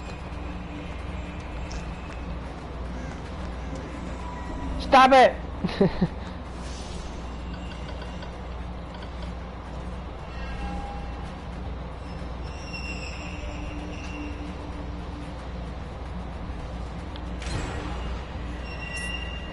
Celebrating something special.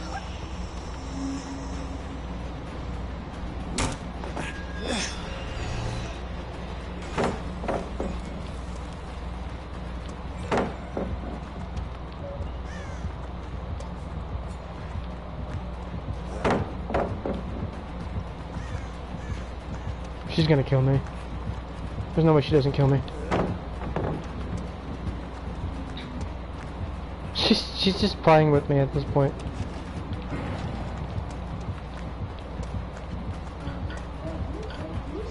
What happens if I go all the way over there?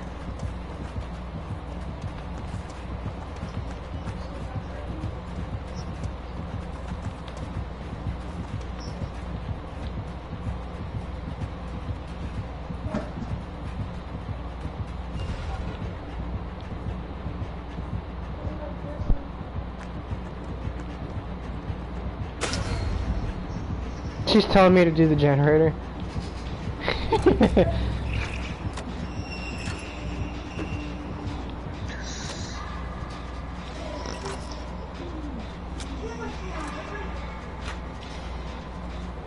I don't think I like this killer.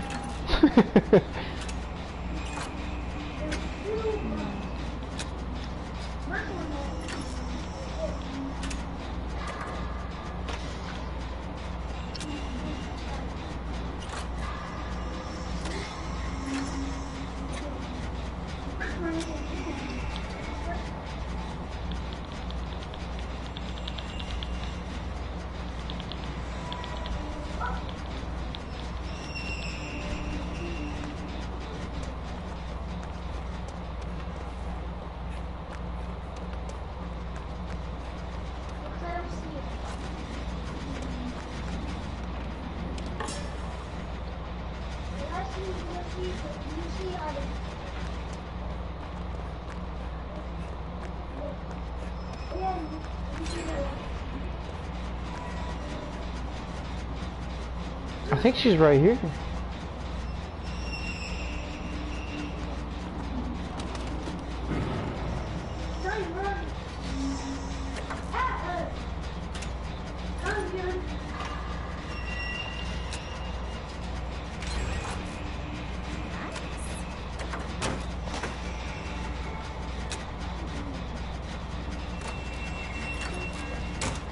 She's really good at the game, I guess. She just don't give a shit.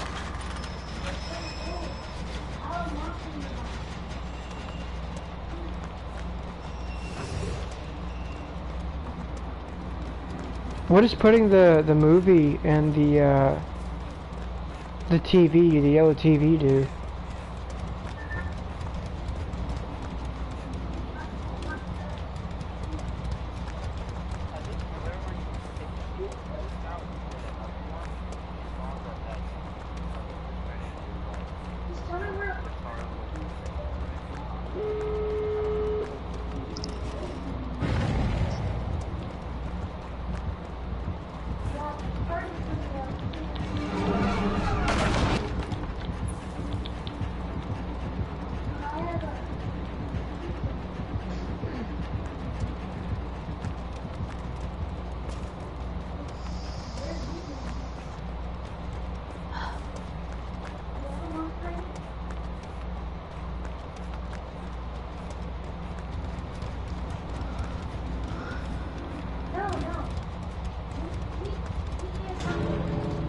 Oh no.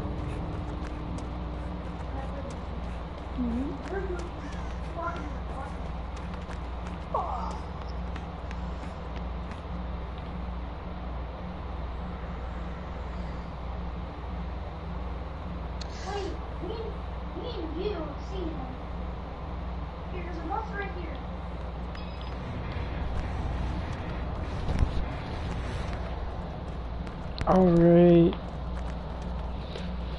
Sorry for making you wait, man. Shouldn't have done that. I should just...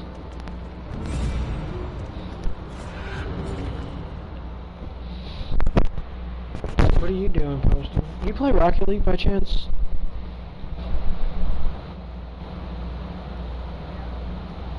Not you. You know, I know you play Rocket League. What about you, J-Tap? Yeah.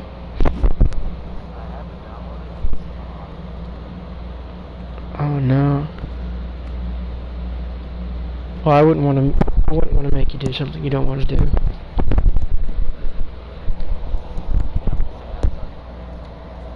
I mean, if you wanted to try it, I mean, me and Postal are pretty good at it.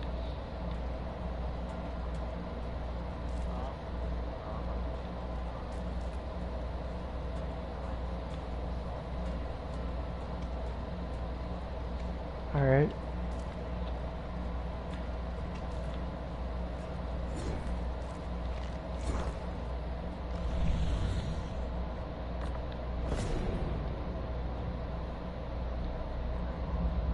Okay. Well, I mean, I work nights, and I probably won't be on for like a month.